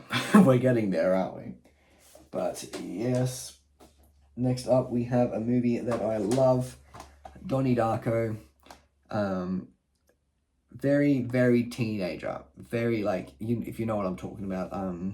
I love this movie. I really do love this movie. There's something about this movie that is so weird. It's so compelling. Jake Gyllenhaal gives an incredibly layered performance in Donnie Darko, and I think that it's such an interesting depiction of being lost, kind of. It's so weird. It's such a weird movie, and I like how passionately he also talks about the Smurfs. So, Donnie Darko, incredible film. I feel that I didn't give this movie the justice, so I wanted to add that it also feels like a wholly unique film. It's one of those ones that when you watch it, you get put into a trance and you can't help obsessing over it for the next month. It has such an interesting aesthetic and atmosphere that really drew me to this film and made me love it as much as I do. It's definitely one that I need to rewatch soon. Next up, we have Dune, but also Dune 1 and 2. I love these films. We are witnessing one of the best sci-fi trilogies of all time, and there's no denying that. There's no denying that. The second one, it had me wanting that. The speech that he gives had me wanting to, like, jump out of my seat and go hurrah, hurrah. And yeah, this is absolutely incredible. I love these movies to death, and I can't wait for Dune Messiah. Next up, we have Eyes Without a Face. I also have this as a Criterion, but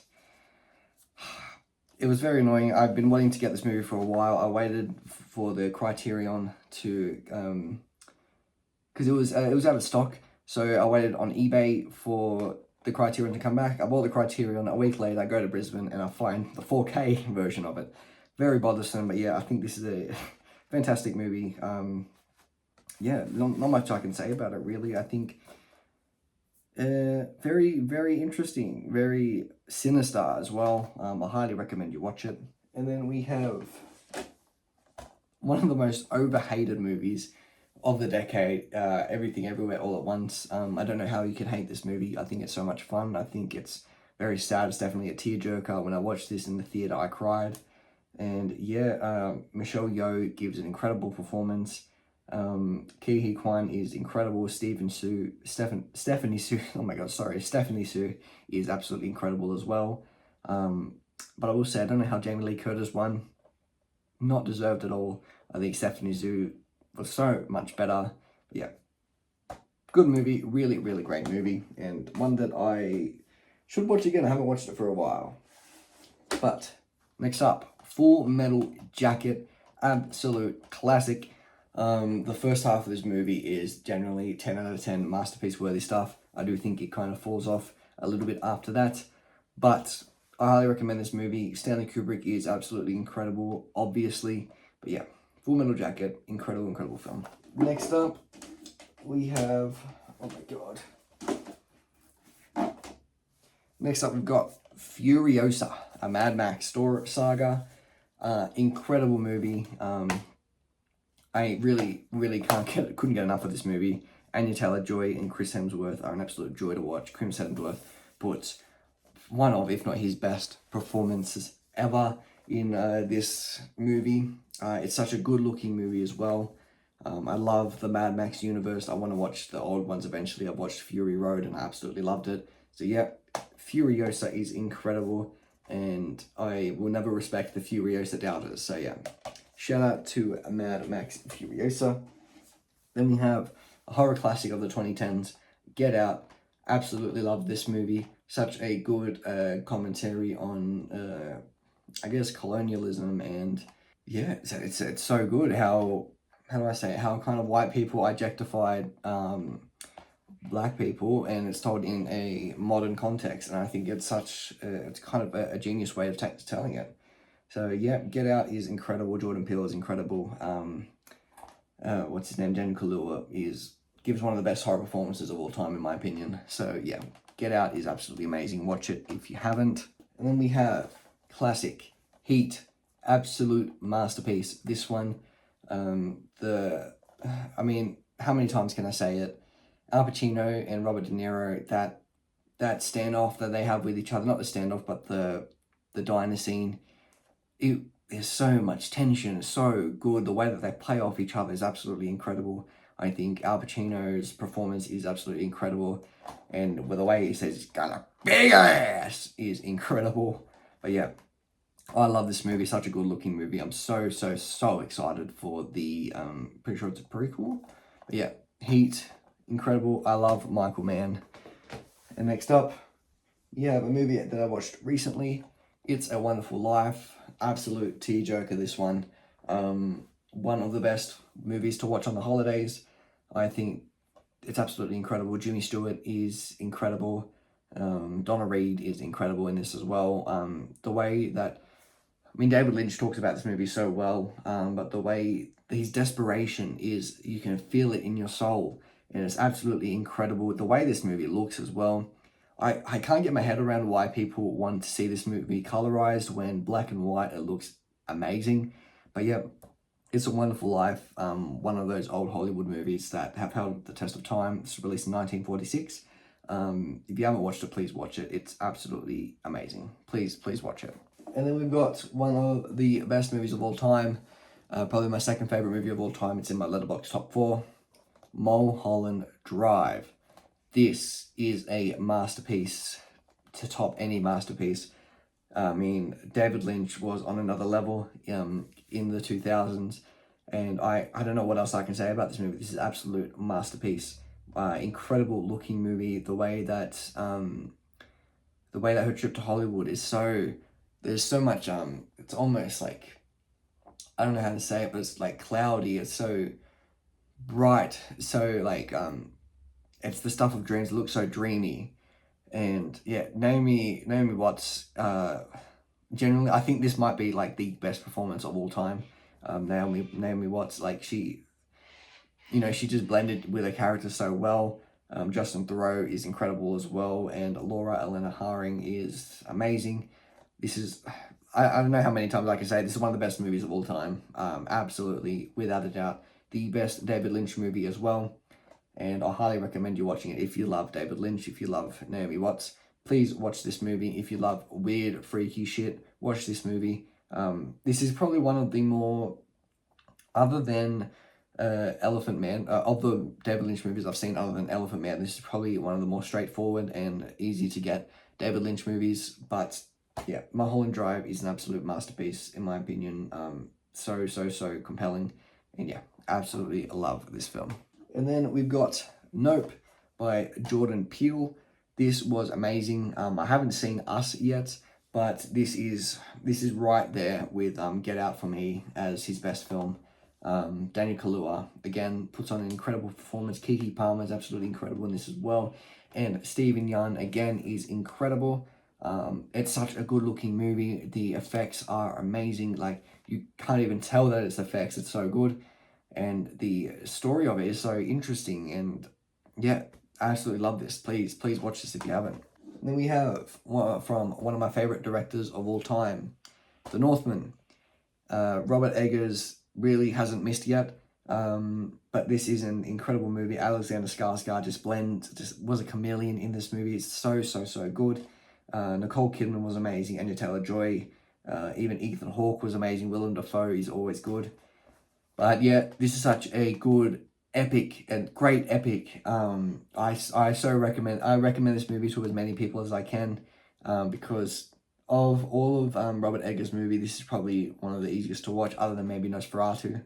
But yeah, The Northman is incredible, incredible. I'm so excited for Werewolf as well, his next film. So yeah, incredible looking. That last fight sequence was absolutely so compelling and incredible, and like every other word that I can use to describe it. I absolutely love this movie, and I want to watch it again very soon. And then we have Oppenheimer.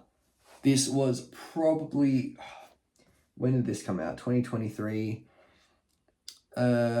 this was one of the best movies of the year by far. Like, if I can't remember when Banshees came out. I think that was 22. I think this might be the best movie of 2023. This was absolutely incredible. This feels like Christopher Nolan's masterpiece. I think it's absolutely his best movie he's ever made. The way that the destruction is depicted is really incredible. The nuclear bomb scene, I mean, it was bone-chilling, absolutely bone-chilling. Cillian Murphy is incredible, obviously. Robert Downey Jr. was incredible. If only he didn't just go straight back to Marvel slop. But yeah, what can I say about this movie that hasn't already been said? Just absolutely incredible. Watch this if you haven't. You probably have. I watched this as a double feature with Barbie.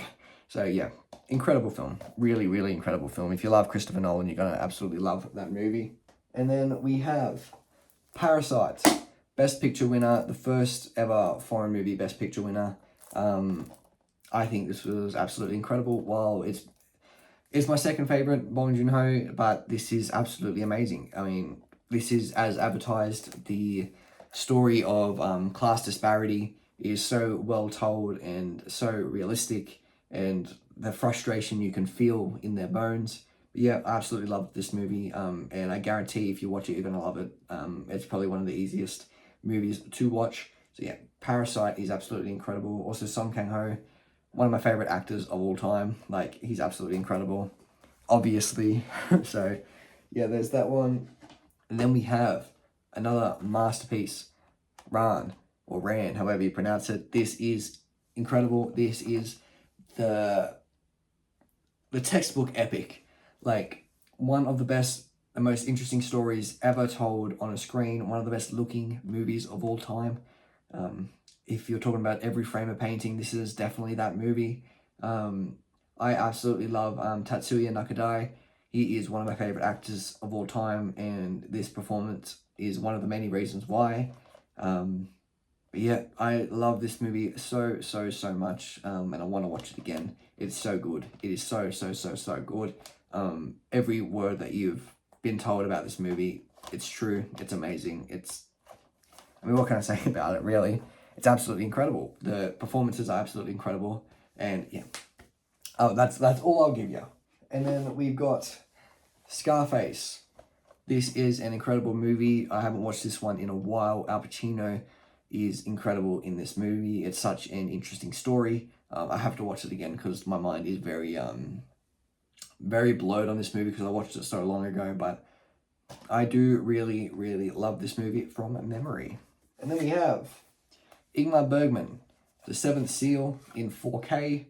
Absolutely amazing movie. As you can see, I've got, as a little spoiler, I've got a little Bergman box set there. Hello again. Seventh Seal is such an interesting film from one of the most unique and esoteric directors ever in Ingmar Bergman. The story of a man playing chess for his life with death is so interesting, and the backdrop of his country being riddled with Black Death makes the film's messaging about faith so much more compelling. It really is a fantastic film, and one that if you're wanting to get into foreign cinema, I would recommend in a heartbeat. Next up, we've got Spider-Man, Into the Spider-Verse and Across the Spider-Verse. I love these movies, the animation style, as has been said 1,000 times before, revolutionary, and the way they changed animation, like modern animation, is so interesting. I love Into the Spider-Verse. It's one of my favorite Spider-Man movies ever. So yeah, got the two of them, 1 and 2, absolutely incredible films. Next up, we have one of the best horror movies of all time, The Thing in 4K in all its glory is absolutely amazing. John Carpenter, easily probably the best horror director of all time. You know, you've got The Thing, you've got Halloween, and you've got all these other movies that aren't coming to my head. I actually really liked Escape from New York as well. But yeah, I mean, the way it's so, like, the way that it ended as well, it leaves you, like, you don't know what's happening, you don't know what happened, you don't know what can happen in the like after the movie ends. And yeah, I think Kurt Russell was absolutely incredible in this film as well. Who else was in it? Man, the guy from Community, he was also incredible as well. I'll put his name here. And now, This is a man that knows how to marry his cousin. I'm so mad at myself for forgetting his name. But yeah, The Thing is an essential horror movie in my opinion. Absolutely incredible. I highly recommend you watch it if you haven't. The Thing by John Carpenter. And then we have Total Recall, an incredibly goofy and silly movie that I think is close to perfect.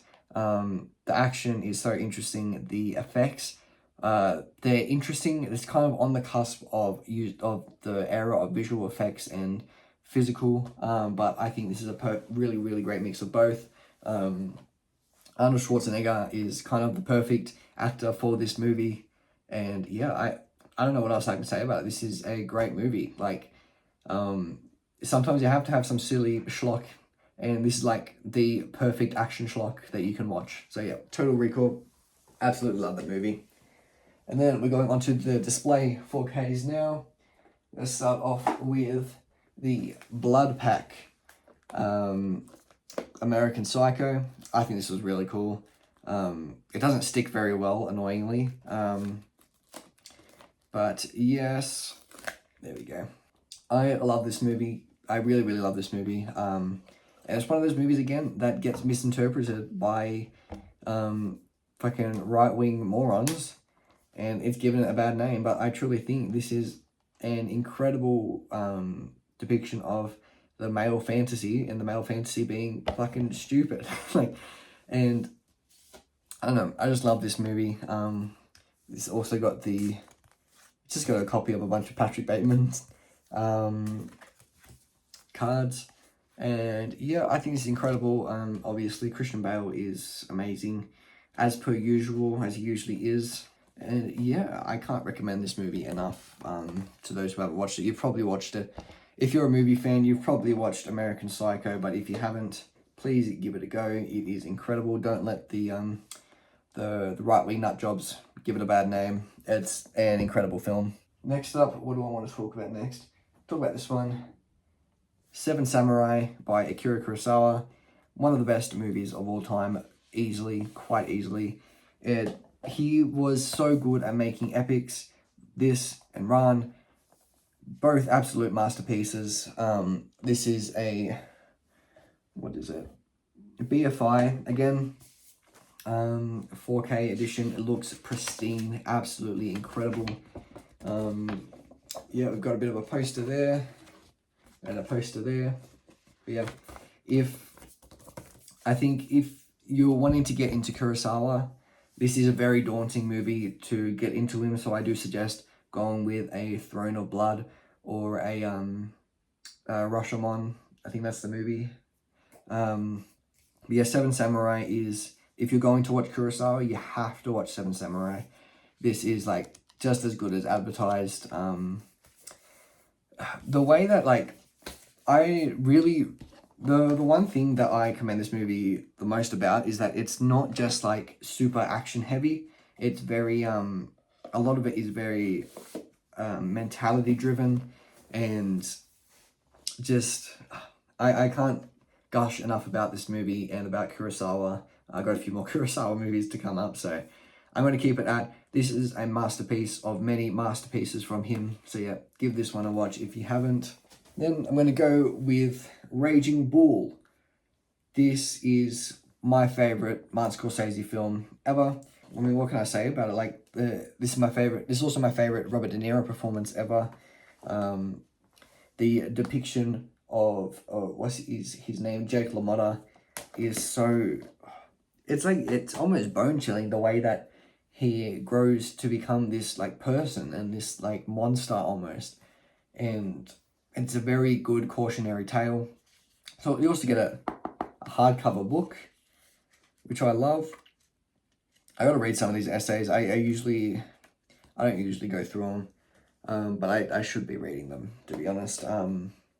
This is one of the best looking Martin Scorsese films of all time. Even if it's in black and white, it looks incredible. Yeah, this just is a masterpiece. Like, I don't even know what else I can say about it. Martin Scorsese is very, very likely the best director of all time, and this is one of the biggest reasons why. Yeah, his depiction, the way he depicts complicated people, bad people, and like it's so interesting. It gives you a look into how they think, how they work, how their brains work, and like how they got to that position. And he does it in a way that isn't so judgmental. He does it in a way that this is how it happened. So yeah, Raging Bull, masterpiece, one of the best looking movies of all time, probably the best sports movie of all time. So yeah, Raging Bull, absolutely recommend it. And now on to the last 4K for my favorite film of all time. It's The Lighthouse. I've told you, Robert Eggers is one of my favorite directors of all time, and this is the biggest reason why. I remember seeing the trailer for this movie and instantly being like, I have to watch this. I just have to. It also comes in this little thing here, but I think that is pretty fucking cool. I just have to watch it, and I watched it illegally on a weird website that it kept buffering on, and I still loved it to death. And then I got the DVD, and then I got the 4K, and I mean, it's a masterpiece. It really is a masterpiece. It does everything. It scratches every single itch that I have for a movie. It's dark, it's depressing, it's weird. You have to think about what things mean, what certain shots mean. It looks absolutely stunning. I mean, Willem Dafoe and Robert Pattinson give two of the best performances of the 21st century and of all time, in my opinion. Robert Pattinson is currently my favorite actor working. And yeah, The Lighthouse, I mean, I've talked about this movie before, but man, I cannot stop gushing about it. I recommend it to anyone that I can. I absolutely love this movie. I love Robert Eggers' movies. I love Robert Pattinson's movies. You know, Robert Pattinson, after this movie, I watched some more of his movies. I watched Good Time. I watched other ones. I can't fucking remember. But yeah, Mickey 17 also was incredible. But yeah, The Lighthouse is amazing. Amazing, amazing, amazing. Please watch this if you haven't. Like, I cannot recommend this enough. Please, please, please watch this. This is the best movie of all time, in my opinion. But yeah, incredible, incredible film. And that, I believe, that is all for the 4K in the movies. Next up, I'm going to go with Criterion. Now, for the last part of the video, I'm going to go through my Criterion collection, my prize, my love and joys. So without further ado, let's get started. First in the alphabet, we have After Hours, non-stop, just constantly going. An absolutely amazing film. Another one of Martin Scorsese's incredible films. I got this one most recently at Christmas, and I watched this and I just loved it from start to finish. I think that Griffin Dunn does an incredible performance as Paul Hackett, as this guy who's just going through the worst night of his life. If you look at that, very nice, very nice. And it's very interesting in this movie because after watching it, like I've heard it for so long, but you could definitely see like how much movies from today take from this one, like movies like the Safdie brothers movies, like Uncut Gems, like Good Time, where it's just a guy going through the worst the night or the worst couple of nights of his life, and it's just action-packed non-stop. And this is actually quite a surreal one, which I'm not quite familiar with. I don't know if he does a lot of that in his filmography, but from what I've watched, this is the only one that has that kind of surrealism. So yeah, After Hours is absolutely fantastic. Please watch it if you haven't. Next up, we have a movie that I've yet to see, The Ascent by Larissa Shepitko. I've heard of this movie through YouTube, and I learned of it because she was Andrei Tarkovsky's wife. And yeah, I've heard a lot of good things about this movie. I'd love to get to it sometime. It seems like another anti-war film, and those are, as you'll see, some of my favorite kinds of films. Yeah, I'm excited to get to this one. It looks very interesting. I love the cover of it as well. So yeah, The Ascent by Larissa Shepitko. And then we have a heavy hitter with Barry Lyndon, an absolute masterpiece. I've been wanting to watch this for so long, and I saved it because they were showing it at a cinema near me, and I watched it, and absolutely zero regrets doing that. it is an absolute achievement in cinema. It's hard to think of even 10 movies better than this one. It's absolutely Stanley Kubrick's best, in my opinion. And yeah, I don't know, I don't know what else I can say about it. It's huge, it's sprawling. It's probably the best looking movie ever, at least that I've seen. And yeah, it's absolutely incredible. The story is so good. It's very, very funny as well. Surprisingly, I didn't expect this to get so many laughs out of me, but man, what a movie. I can't stop gushing about this movie. This is genuinely a masterpiece. Stanley Kubrick, he's just incredible. Really, really, really just incredible. Ryan O'Neal is so much fun to watch on the screen. It's so imperfect and it works so perfectly for the character. But yeah, Barry Lyndon by Stanley Kubrick is an absolute masterpiece, and I suggest if you haven't watched it, try your best or get the Criterion or whatever. Any way you can watch it, please. It's absolutely incredible, this one. And next up, we have another incredible movie by one of my favorite directors of all time. We have Blue Velvet by David Lynch, and I had actually gotten this just before he passed, and I'd actually watched a lot of his movies just before he had passed, and it was one of those things where I couldn't believe that he'd gone. He was one of these institutions in film, and especially in my love of film. You can see the Eraserhead poster up there. He had a huge impact on my life and how I view movies, and how I kind of expanded what I thought a movie could be. And this was one of the reasons why Blue Velvet is absolutely incredible.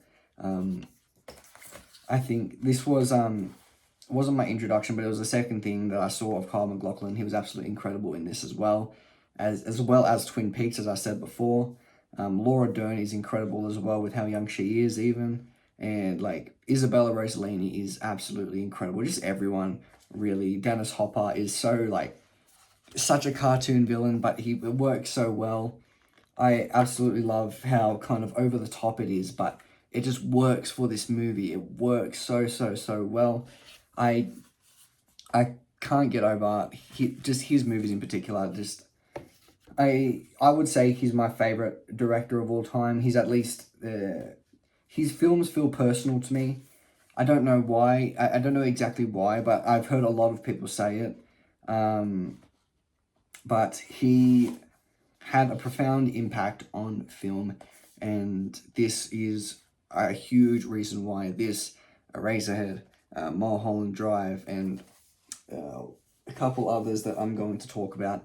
But yeah, Blue Velvet is an absolute masterclass in storytelling, in displaying the cruel underbelly of suburban America. And yeah, I highly recommend you watch this. This is probably a good entry point into David Lynch if you like more of the darker themes. Either this or Elephant Man, but this is absolutely incredible. Endlessly rewatchable as well. So yeah, Blue Velvet by David Lynch. And next up, we have got masterpieces coming out the wazoo. You know what? I'm going to cover that so that you don't get it spoiled. But Come and See is a masterpiece. Absolutely a top 10 movie for me of all time. The best anti-war movie of all time, I think. Look, I just spout shit sometimes, but this is absolutely incredible. There's no doubt that this is at least one of the best anti-war movies of all time. It also looks absolutely insane. It looks incredible. And yeah, it's so heartbreaking. I've watched this film twice now, and shit, I can't even tell you why I did. It's a film that will challenge you. It's a film that will make you feel down and make you feel angry. And it just displays the realities of war, and how this kid who was so eager to join the army, and these were people that he looked up to and that were like gods to him, and just seeing that enthusiasm fade and fade and fade and fade. It was so heartbreaking. The performance from him. I'm gonna try pronounce his name because he's just so good. Alexei Kravchenko is absolutely incredible in this film. I highly recommend watching this. If there's anything in the Criterion collection that you watch, I would say this is probably this is probably the most acclaimed in the collection, but this is absolutely incredible. Just please watch it. I'm going to say please watch everything because these are all masterclasses in filmmaking. And speaking of masterclasses in filmmaking, we have Cure. I got this one at Christmas as well. It is another masterpiece. It is one of the best psychological thrillers, horrors ever, and the mystery behind it and the atmosphere it creates is just second to none. The villain in this film as well is absolutely incredible, so stoic, and that just perfectly pairs with one of the best performances I have ever seen with Koji Yakusho, who plays Detective Takabe. He's absolutely incredible, and the anguish that he feels and he's obsessed with this, and the way that he's dynamic at home as well is just so captivating. This is also by far if one of the best looking non-epics of all time. Like if we're taking out movies like say if we're taking out a Barry Lyndon, a Ran, this is probably the best looking movie I've ever seen. It's framed so well. The atmosphere it creates is second to none. And it doesn't get a lot better than this. Just watch this movie because it is absolutely incredible. It is absolutely essential in Japanese cinema as well. If you want to get into that. If you're loving Japanese cinema, then this is absolutely a must watch. 100%. I watched this way too late into my looking into Japanese cinema. So yeah, Cure is a masterpiece. Kiyoshi Kurosawa, incredible film. I'm excited to dive more into his films as well. And then we have, what do we got? Do the Right Thing.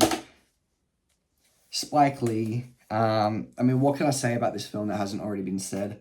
This is absolutely incredible and one that I can see myself bumping up to a 10 after a rewatch. The social commentary in this film is spot on, and it still remains, these issues still remain to this day. Issues of racism, bigotry, and just having this pizzeria in this neighborhood and how you don't give any credit or show any love to the black community. I think that was kind of insane and just showing how that leads to violence. The fight the power as well, absolutely incredible. Absolutely love Public Enemy in this film. Absolutely perfect use of their music, and we got a huge booklet there. But this one, man, Spike Lee, I am so excited to watch more of his movies. I really want to get into films like Malcolm X and his most recent Highest to Lowest. I'm sure there's a few more that I'm forgetting right now, but man, what a film. He's also really good in this movie as well. But yeah, Do the Right Thing. Please watch this if you haven't. It's absolutely incredible, incredibly directed, incredibly acted, and yeah, Do the Right Thing. Absolutely. Some incredibly likable characters as well. Bugging Out, I think he's absolutely one of my favorite characters of all time. And Radio Raheem, he's silent, but he just gets it. You just get it. And yeah, absolutely love it. Spike Lee joints. I want to watch more of them. Next up, we have Akira Kurosawa's Dreams. This is incredible. One of the best looking movies ever. I know I've said that a lot in this video probably, but this absolutely deserves that title. It's so colorful. The way he plays with colors, it's almost like a child playing with crayons, and I absolutely love it. When I watched this movie, after I watched it, I made a tweet saying if you made a movie look this good nowadays, you'd get shot and killed. And I genuinely believe that. I mean, look at the colors in this film is absolutely incredible. Basically what it is a bunch of dreams that Kurosawa had, and he just put them to film, and it is so psychedelic. It's so, there's moments of like horror, even like there's this moments of like impending doom. Like there's a sequence coming out of a cave, and you're hearing these footsteps, and it's just absolutely incredible the way that he's able to depict these dreams, and I cannot recommend this movie enough. This also has Martin Scorsese in it. He features in it for a bit. But yeah, absolutely love this movie. I love Akira Kurosawa, especially his later movies as well are really, really, really, really good. So yeah, Kurosawa's Dreams.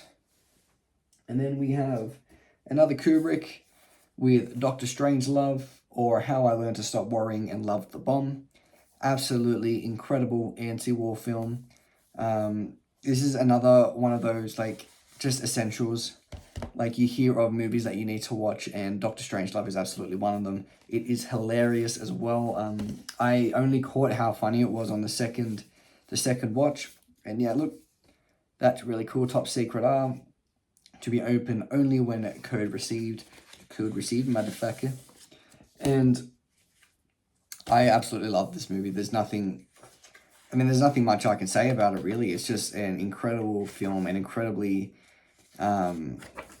it's incredible how it's war is depicted in this movie, how it's depicted as this like inevitability almost, and how just incredibly war-driven America was, especially during World War II. But yeah, I absolutely love this movie. I think it is an absolute masterclass in comedy filmmaking. It's a great looking movie as well, I have to say. I absolutely do recommend watching this if you haven't, because Stanley Kubrick is someone that you should really watch his whole filmography, because it just is that good. I've also got to shout out, what's his name? Peter Sellers, playing 3 different roles, and is absolutely perfect in all 3 of them. He is so funny, and yeah, it's just absolutely amazing. I've watched this maybe 3-4 times, and I can never get enough of it. It always gets better with every watch. So yeah, it also has one of my favorite Criterion colors. Like, it's very clean, very like, yeah, I just like it a lot. So yeah, Dr. Strangelove, or How I Fell in Love with It, How I Learned to Stop Worrying and Love the Bomb. So yeah, watch that movie if you haven't. Next up, we have my poster that's up there, Eraserhead. What an interesting movie. I thought I heard a stranger. We've got chicken tonight. Strangest damn things. They're man-made. Little damn things. Smaller than my fist. They're new. I'm Bill. This is the DVD version Criterion. This was actually the first, I believe it was the first Criterion I'd ever gotten. But yeah, man, Eraserhead, absolute masterpiece. And the fact that it was made over the course of 5 years on a shoestring budget whenever David Lynch had money, and how it all still works. Like, it shouldn't work if it was made over 5 years. And it's amazing. And John Nance, that's his name. The fact that he had that haircut for a whole 5 years for this movie is absolutely incredible. Yeah, I can't tell you enough how much I love this movie. I've watched this in a cinema as well, and it is funny. It looks incredible. The surrealism, it's not, I know a lot of people say this, but I don't feel like it's surrealism for the sake of it. There is a point to it, and I feel like this movie has great commentary on things like fatherhood, parenthood, and even abortion, I feel like. And it is amazing. I think it's absolutely amazing. The baby, I don't know how they did the baby still, but yeah, absolutely amazing. I love the cover for it as well. Just one of the best movies of all time. And David Lynch was absolutely cooking. He was absolutely cooking when he made this. So yeah, David Lynch's Eraserhead. Please watch that. An absolute essential if you want to watch movies. Next up, we have Eyes Without a Face. Again, I got this in the Criterion. I really, really liked the cover, so I wanted to watch it. And I watched it, and it was really, really, really good. And yeah, there's not much else I can say about it that I didn't already say with the 4K. Only that I was annoyed that they came out with a 4K right after I'd bought the Criterion Blu-ray. But what can you do? What can you do? I love the colorway as well, the pink. Absolutely incredible. But yeah, just a really, really amazing film. And I really do recommend watching that if you're into kind of French cinema. I feel like this is kind of an essential. It's not really in that French New Wave era. It is in that French New Wave era, but not super as stylistic as like a Godard or a I forget her name. I'm gonna put her name up here because it's gonna frustrate me. But oh my god. But yeah, Eyes Without a Face, amazing movie, and I highly recommend you watch it if you haven't. Next up, we have one of the best trilogies to ever grace the big screen, the Human Condition trilogy. I have watched 2 of these films, and they are both 5-star classics in my eyes. I find it hard to believe that this exists. It's such a huge, huge, huge undertaking, and such an incredible story to tell about labor conditions, the working class in Japan, and just the war in Japan and how that operated Kaji over the course of Kaji's career, how that plays with his kind of left-leaning and more of a humanist ideals, but the way that it doesn't really punch that into your skull. It tells the story how a story is, and Kobayashi, he is one of the best filmmakers of all time. I really want to watch movies like Harakiri and others that I can't think of right now, but man, Tatsuya Nakadai, genuinely a once-in-a-lifetime actor. So sad when he passed away. I was watching these movies when he had passed away, and I couldn't believe it, so I am searching for more of his performances, because he has become very, very quickly one of my favorite actors ever, up there with some of the best that Japan has ever had, in my opinion, in Toshiro Mifune and others. That look, this is a 2-hour recording. I'm struggling with stuff, but yeah, the Human Condition trilogy. I'm so excited to watch the third. The first 2 have been absolutely incredible. The first one being more of it's just this guy trying to push and push and push for more rights for the laborers, and just getting pushed against, getting pushed down, and it was just incredible. The way that the story is told is absolutely incredible. I can't recommend this movie enough. These movies enough.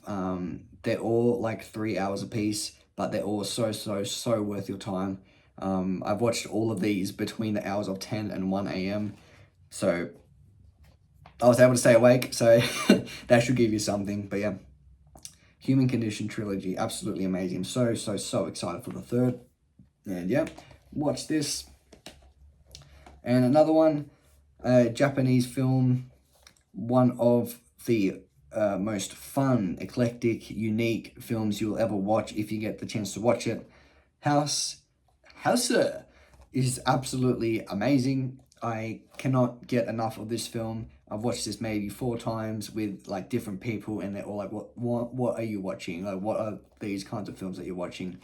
But like, you can even just tell from the cover and from the back how insane this movie is. It is, I don't even know if you can sort of call it so bad it's good, because I genuinely think there's a few like sequences in this film that I believe are like unironically beautiful and stunning, and some of the most eclectic and psychedelic moments in cinema. And it's just, there's some absolutely undeniable moments in this. Like, obviously it's such a hilarious movie. I watched this in cinema, and it was one of the best cinema experiences I've ever had. Watching this with a crowd that kind of just got it, And yeah, I love how hilarious this movie is, but it also, it blends in a lot of just beautiful imagery and like, come on, like, it's absolutely insane that this exists. Look, I almost don't want to say anything about this movie. I want you to go in blind and not knowing what it is, because when I watched it, I didn't know what to expect. I thought this was like a J horror, very like I thought it was going to be campy, but not as like out there and ridiculous as it actually was, as it turned out to be. But yeah, House, I cannot recommend this movie enough. I absolutely love it. It's ridiculous, it's stupid, it's silly, but it's also compelling and beautiful, and just everything just works in this movie, and I absolutely loved it. House, please watch this if you haven't. Next up, we have Inland Empire, another absolutely insane movie by the mastermind David Lynch. This, I can't even describe this movie. This is 3 hours long, and I couldn't feel it at all. It is one of the best movies of the 2000s, in my opinion. Gave it a straight 5 stars as soon as I watched it. It really is a one-of-one film. The fact that I'm fairly certain it was recorded on a camcorder as well, most of the movie. Laura Dern, the fact that she took on this film, like, I don't know, there's something to say about an actor who takes on such a weird movie.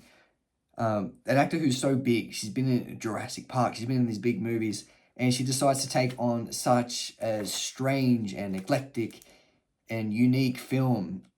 Like, it's hard to believe that this film even exists. It is so sprawling, it's captivating, it's everything. This is kind of what people expect a David Lynch movie to be, and it's perfect. I think this is really a perfect movie.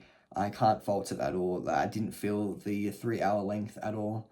And yeah, I highly recommend. I'd say this would have to be one of the, if you're getting into David Lynch, this would have to be one of the last movies you watch. But Inland Empire is absolutely amazing. If you loved Eraserhead, if you loved Mulholland Drive, I think you'll really, really love this movie. So yeah, Inland Empire, absolutely, absolutely incredible.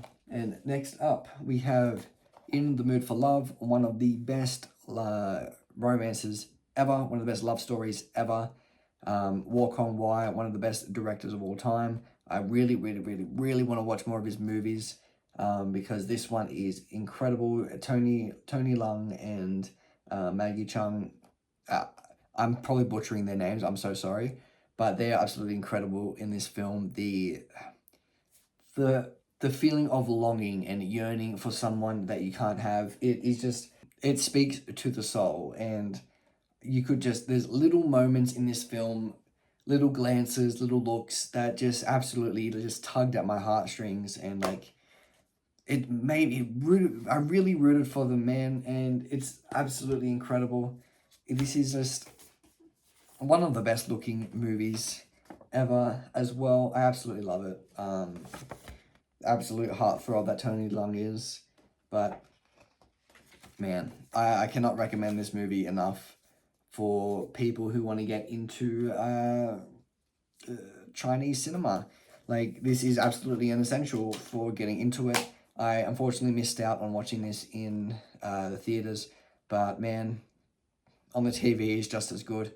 In the Mood for Love, Walk on Wire. Please, please watch this if you love romance movies, if you love the feeling of longing and yearning.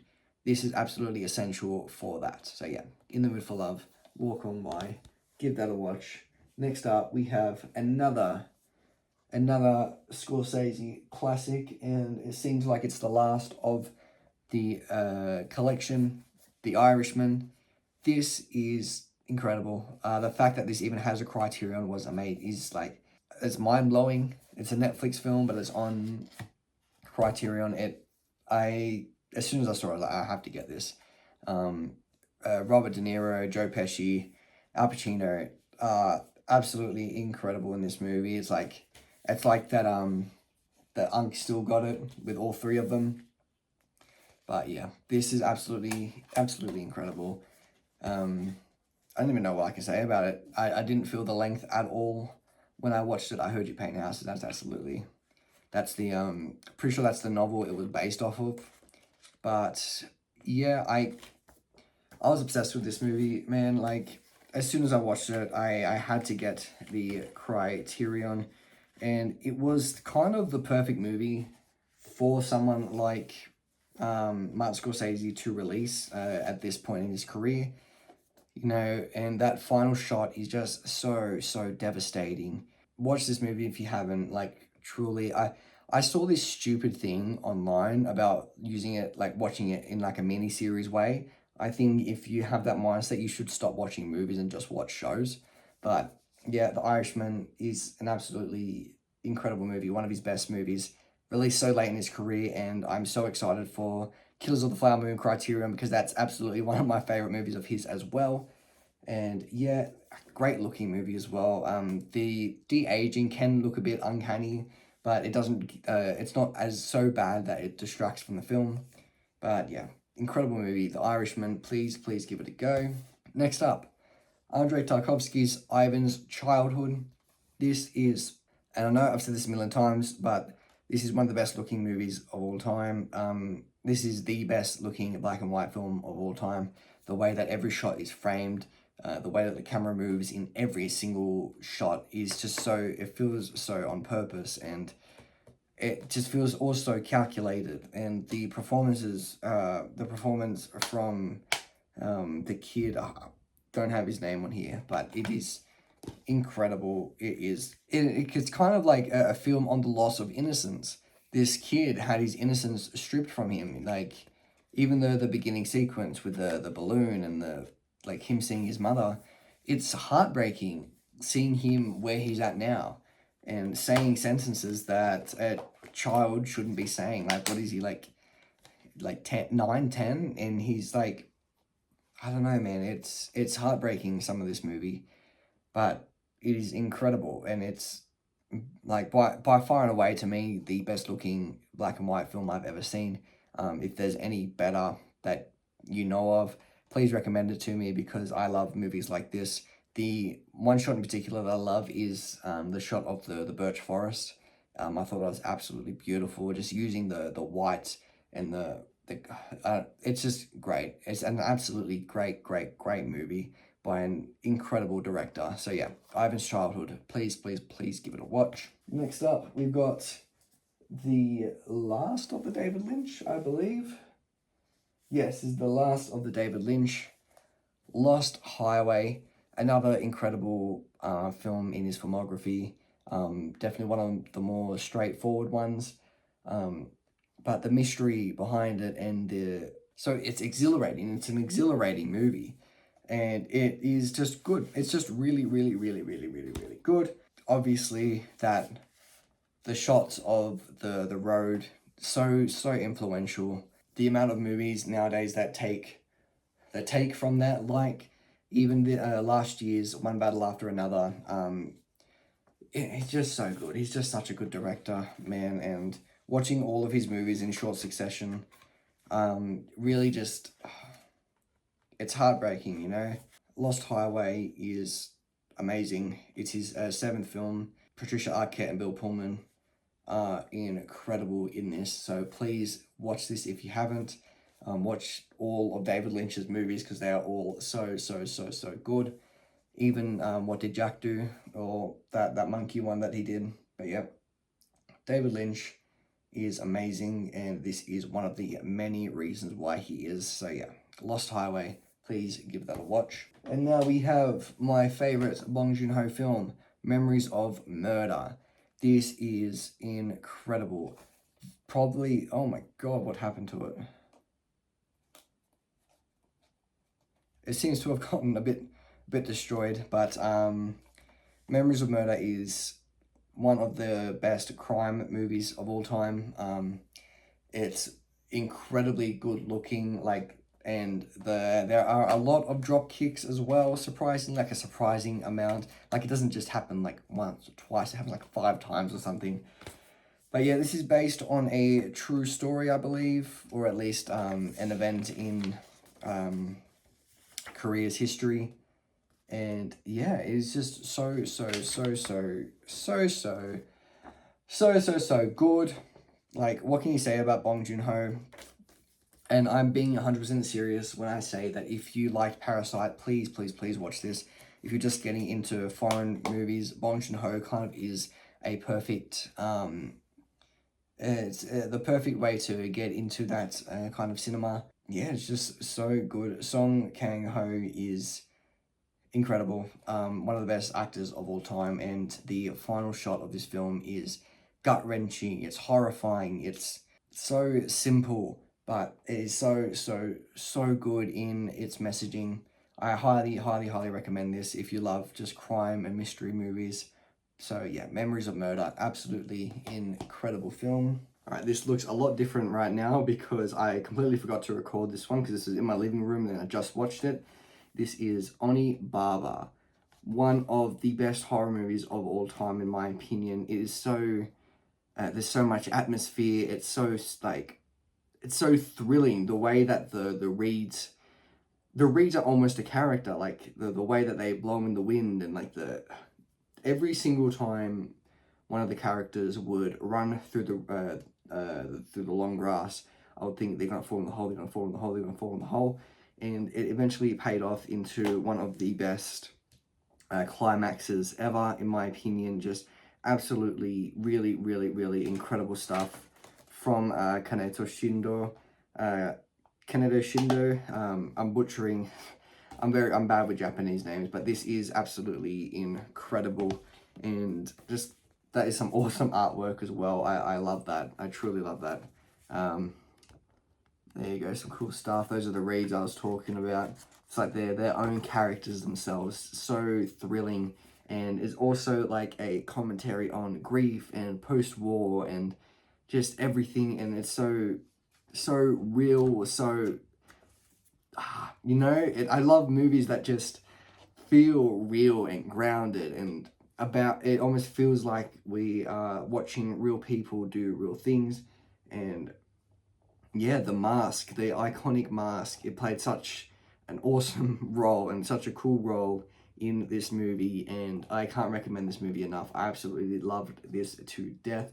This was a straight 5 stars on my Letterboxd, and yeah, just 102 minutes of just straight, like almost like gross, and like it really like put into perspective like how regular people would live in Japan during the war. And like, yeah, it was just great. Really great. I highly recommend watching this if you love Japanese cinema and yeah, Japanese horror even. This is up there with the best. I watched this because Willem Dafoe actually recommended it on his Criterion closet, saying that he wanted to do an American remake of this, but just couldn't find the right, couldn't be different enough.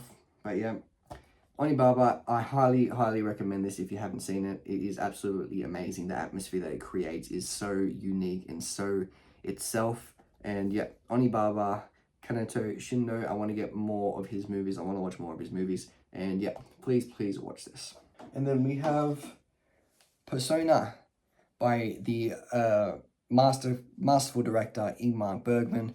I watched this one recently, and it is absolutely incredible. I mean, what can be said about Liv Ullmann that hasn't already been said? She's one of the best actors of all time, regardless of gender.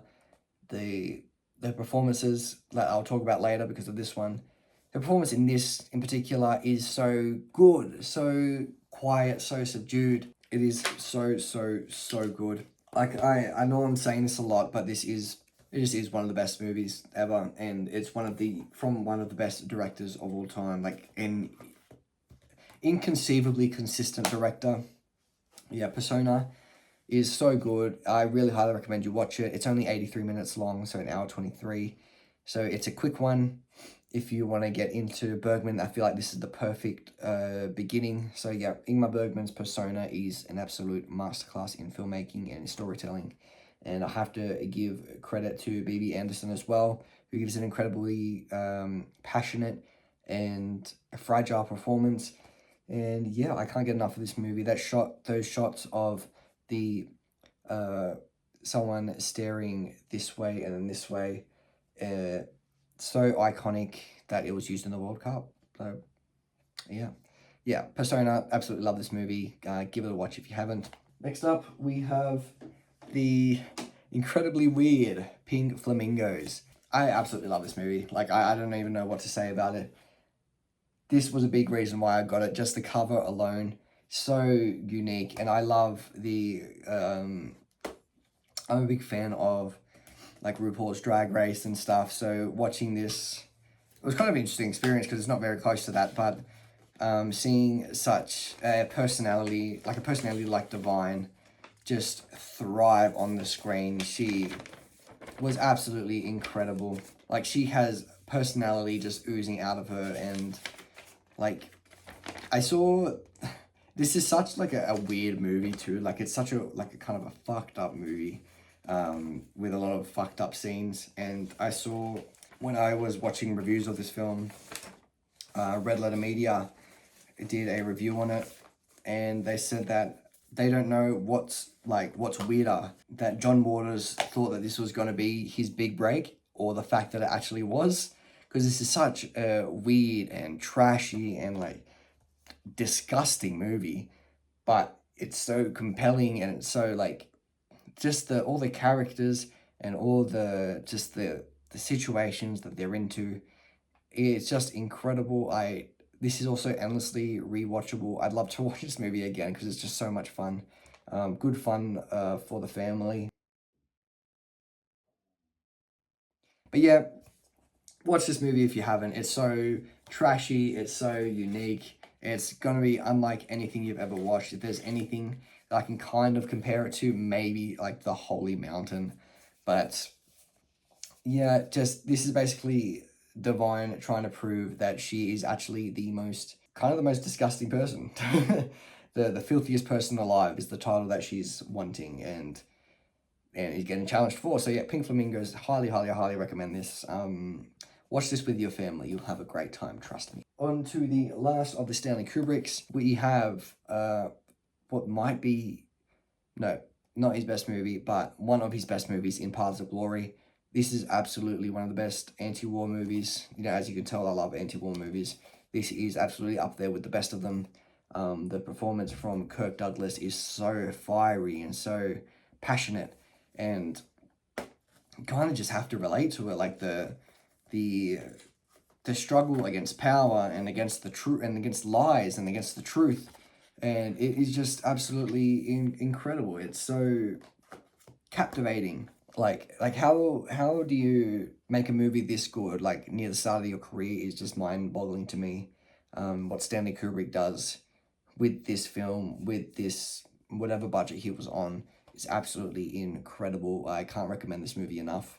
As soon as I saw this movie, I thought it had one of the most interesting posters that I'd ever seen.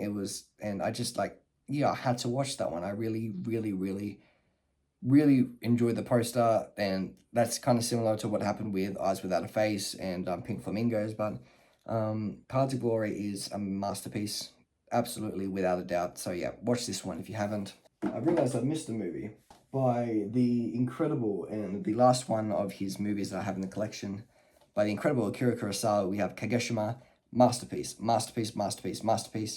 This was later in his career. This was 1980, 10 years before Dreams, and I watched some of the interviews with George Lucas and Francis Ford Coppola, and seeing how much he had struggled to make this movie was unreal, because it's so good. The feeling that it gave me, like the performance from Tatsuya Nakadai is absolutely incredible in this. He's so funny, surprisingly, even though most of his work is in dramatic films. He's so funny in this movie, and I'm not a huge fan of the cover, but I just had to get it because it's Kurosawa, and why would I not get a Kurosawa film?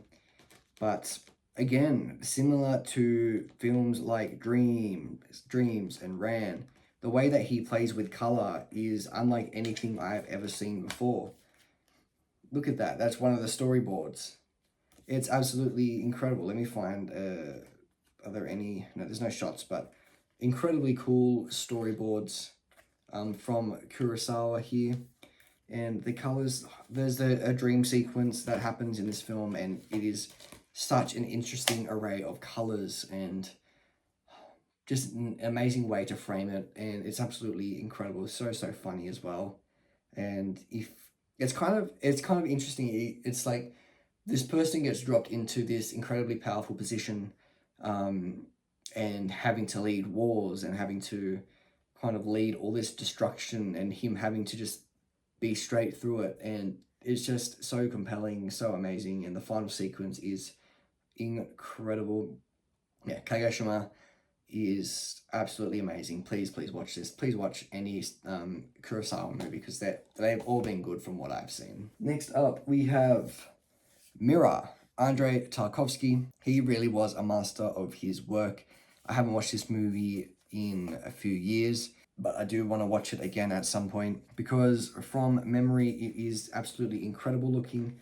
The story is so compelling, and yeah, I mean, what can I say about Tarkovsky? He's one of the best. He has one of the best eyes for a location, for a situation, for just anything. And like, just seeing, I don't even know, like, I haven't watched this movie in so long. I can't give you a detailed synopsis of the movie, but just, I can give you what I know about Tarkovsky, and what I know about him is that he is an incredibly patient director, an incredibly slow-moving director. And while that isn't a lot of people's cup of tea, if I am wide awake and it's not nighttime, this is absolutely one of the best directors of all time. But yeah, Mirror, highly recommend watching this. I'm going to watch this again soon, hopefully sometime this year. But yeah, Mirror, Andrei Tarkovsky, give it a watch. Give all of his movies a watch. They're all really, really good. And then we've got Night of the Living Dead. This is one of the first zombie movies, and it is really, really, really good. I don't know if this is weird, but the fact that it's a black protagonist, it feels so revolutionary almost. But yeah, George Romero is really, really good. I really want to watch his other movies like Dawn of the Dead, and there's other ones that I can't think of right now. Yeah, I can gush about this movie. I just love how it's very progressive and very... The characters make sense, their decisions make sense, what they're doing makes sense, and the zombies are also really good. Just a compelling story to go along with the zombie background. So yeah, Night of the Living Dead. I absolutely love the cover of this as well. So yeah, watch this if you haven't. One of the most influential movies of all time. So give it a watch, please. Next up, we have one of my favorite movies of the 21st century. We have Portrait of a Lady on Fire. This is absolutely one of the best looking movies of all time. Every frame seems like a painting, obviously. Yeah, this was one of those movies I was obsessed with. I was absolutely obsessed with it when I watched it for the first time. And I've watched it twice now, and I've cried every single time. I've cried every single time. I've told you I love love stories that just can't happen. They're stories that just cannot happen. It's just, they're so compelling to me and so beautiful. And every other adjective that you can give. Let me get the names of them. Noé Milland and Adele Hanel are absolutely incredible in this. The chemistry is... You can just feel the chemistry when you're watching it through the screen. The longing for each other, as I said when I was talking about In the Mood for Love. The longing, the yearning is something that I love about a film. I love about romance. And this is just one... This is a movie that does it incredibly, incredibly, incredibly well. So yeah, Portrait of a Lady on Fire is an absolute masterpiece and one of the best looking movies of all time. One of the best, I'd say it's one of the best movies of all time. But yeah, Portrait of a Lady on Fire. Please watch this if you haven't, like, really, really, really watch this. I want to watch this again. I want to watch all these movies again. But yeah, absolutely love this film. Love it, love it, love it. I've cried every time I've watched it, and I'm probably going to cry again when I see it. So yeah. Portrait of a Lady on Fire is in my collection. And we have a film that I haven't seen yet. I started, but I didn't finish. Solaris. The reason that I started and didn't finish was because I was very tired. I had a morning shift that day, and I just couldn't get through it. It's very, very, very slow. It's very patient, as I've said about Tarkovsky's films before. But There is a good movie in this. I do want to watch it at some point, but I haven't watched it yet. So, yep, Tarkovsky's Solaris. I'm excited to get into that at some point. And then the last of the Tarkovsky is Stalker. Very, very obviously one of the best sci-fi movies of all time. It's just beautiful. It's one of the best looking films ever as well. One of the best looking sci-fi films ever, at least. When I watched this, I found the patience of the shots and the slowness of the film to work in its favor so well. I found every single still shot was so compelling to me and it worked so well. But yeah, this is just one of those movies that you have to watch. Like, it is like an essential in if you want to get into movies. I feel like there are not a lot of better ones that you can watch, really. If you're looking to get into some non-English foreign language sci-fi, this is absolutely up your alley. Stalker is incredible. There's a shot that lasts, I think, 5 minutes, and it's just focused on this one thing, and for that whole 5 minutes, I was just like, but for like 5 minutes long, and yeah, incredible film. Highly recommend you watch it. Stalker, Andrei Tarkovsky. And for the last of the Criterion that are on the shelf is Yi, or however, I don't know how you pronounce it. But yeah, I watched this film a few years ago and it was absolutely incredible. I found the simple story of this family over the course of a year so compelling. I don't remember a lot of the movie, that's why I want to watch it again. There's so many of these movies that I don't remember. But Yi is a movie that kind of stuck with me. The feeling at least stuck with me. One of the big reasons why I got it was because I really liked the cover as well. So I'm a big cover guy. I tend to judge a book by its cover. Edward Yang is an incredible director and one of the most highly acclaimed directors of all time, and one of those directors who I want to watch a lot more of. So yeah, Yi is incredible, and that's all I can say about it. Now, for the display films and box sets, we have WALL-E. This is the best animated film of all time to me, hands down. I feel like there's almost no argument for any others. I feel like it's so beautiful and so... It just is one of the best looking animated movies ever. It's the best looking animated movies ever. What am I talking about? But man, when I saw that there was a Criterion coming out, I couldn't believe it. Like, I couldn't believe my eyes. Like, this was tailor-made for me. And the fact that there are like scripts and there's like concept art of WALL-E, I think it's so cool. This was one of the few that I'd actually had a look through because I just love this movie so much. I do have an emotional connection to it because I loved this movie as a kid, but rewatching it again, it just is a perfect movie. It's so perfect for this time as well, in the time of increasing dependence on technology and on AI and things like that. I think this is such an important film and one that I think should be revisited a lot. I love the character of WALL-E and Eva and all the humans. Like, you kind of feel bad for them even though they put themselves in this situation. But yeah, it's just such an incredible film. The soundtrack is amazing as well. Every single moment, every single time I watch this, I've watched this at least 5 times and I've cried every single time. Just an incredible film, and you just can't help but root for him. WALL-E's one of my favorite on-screen characters ever. I feel like a man-child describing this, but man, it's so good. I love this movie to death. Yeah, WALL-E. If you haven't watched it, please give it a go. Next up, I have to stand up for this one. Next up, we have Federico Fellini's collection. All of his movies in one box. And what a collection of movies this is. He really is a one-of-one director with such a wide variety of kinds of films and kind of just everything. He's such diverse, and yeah, every single adjective that I could use, Fellini is one of them. I completely fucked this thing up. I don't know how, but this kind of gives the story about his life and things like that, and his importance to film. This one is a guide to his films, guida ai film. So I'm a little Italian, I speak a little Italian here and there. So just a synopsis on the films and their reception and the cast and a little blurb about them. And a lot of essays about Federico Fellini.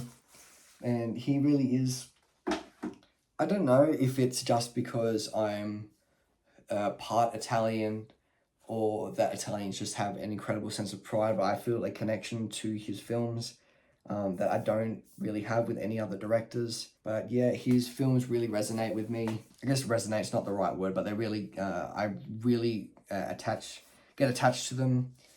And just, man, I have to watch so many more of these movies. Like, I have to watch I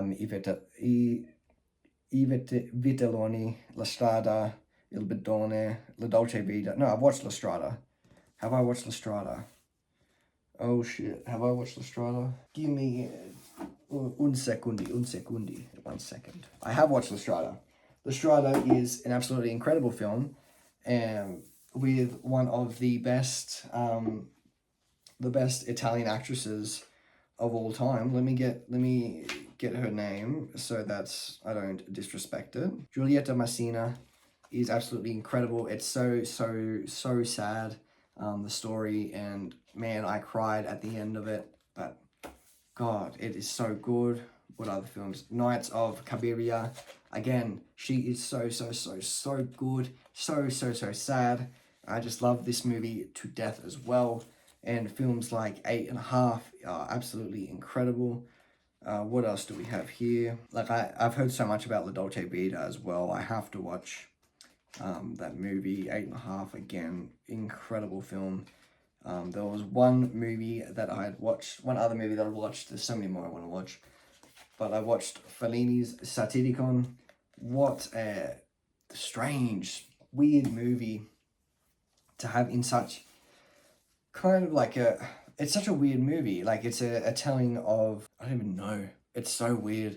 Because, oh, you know what? I remember now. It's a very odd movie, very non-linear.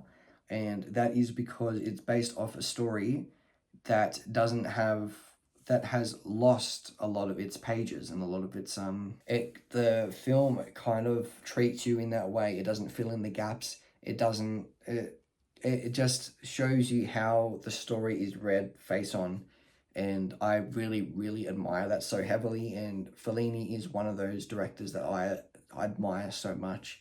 The way he's able to frame certain shots and the way he's able to depict certain characters is so touching and so, in my mind, is revolutionary. And there's a reason why Scorsese has him as one of his, like, the greatest directors of all time. And man, he's so good. Fellini, if you're looking to get into Italian cinema, Fellini is your way to go. But yeah, that's the Fellini collection. I absolutely love his films, and I can guarantee that you'll love them as well. Let me read out all the films in this collection. We got Variety Lights, The White Sheik, I Vitelloni, La Strada, Il Bidone, Nights of Cabiria, La Dolce Vita, 8.5, Juliet of the Spirits, Fellini Satiricon, Roma, Amarcord, and the ship sails on Intervista. Absolutely incredible filmography, and one that I want to dive into more. And speaking of a director who I want to dive into more, I have to stand up again. We have the gargantuan, the heavy Ingmar Bergman collection. I got this one with some birthday money. This is huge. This is bigger than my head. Like, that's huge. It's bigger.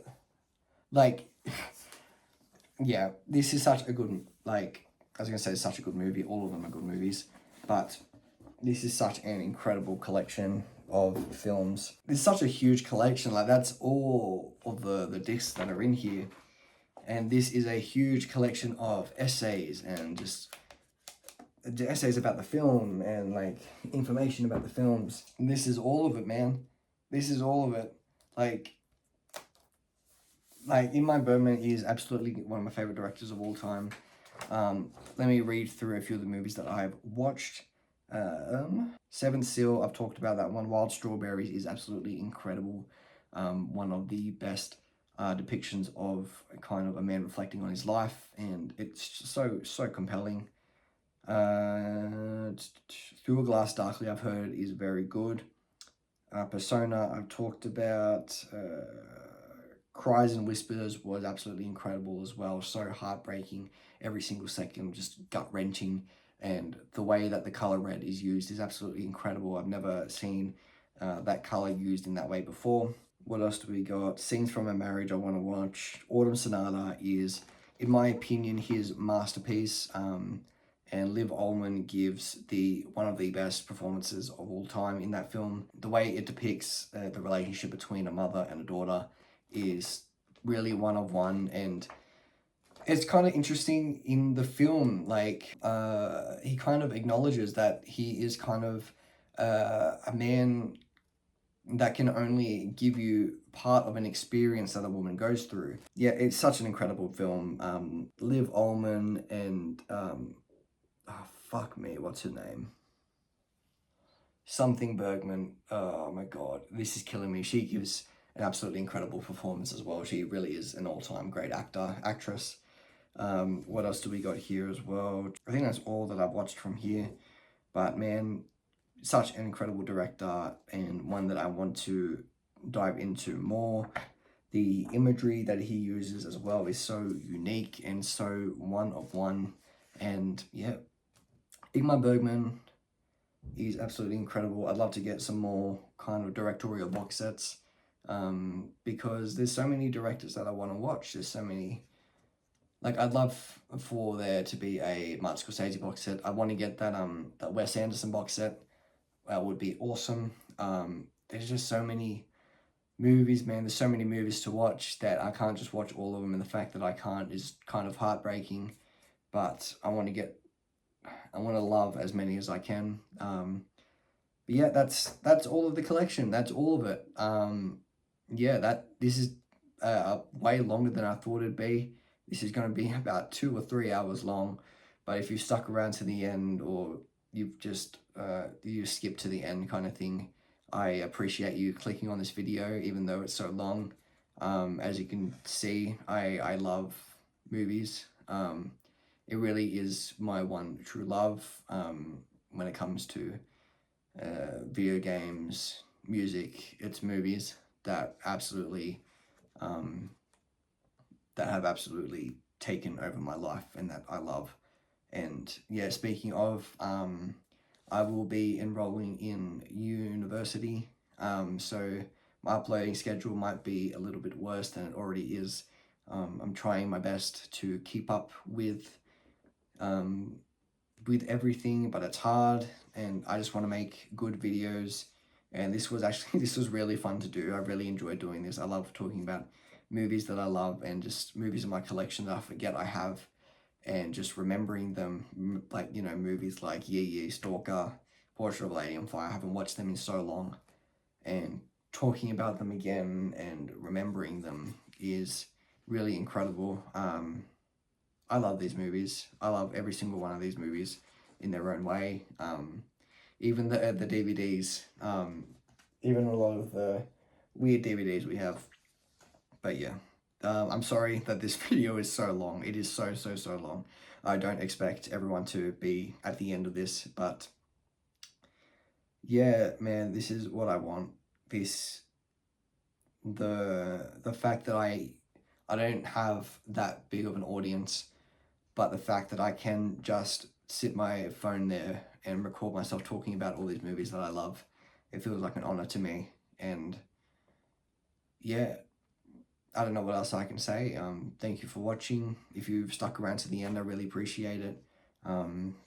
Like and subscribe. I appreciate every single like, every single subscribe. You can ask my girlfriend. I let her know every time I get one more. But yeah, I hope you guys enjoyed this video. Don't forget to like and subscribe, and see ya.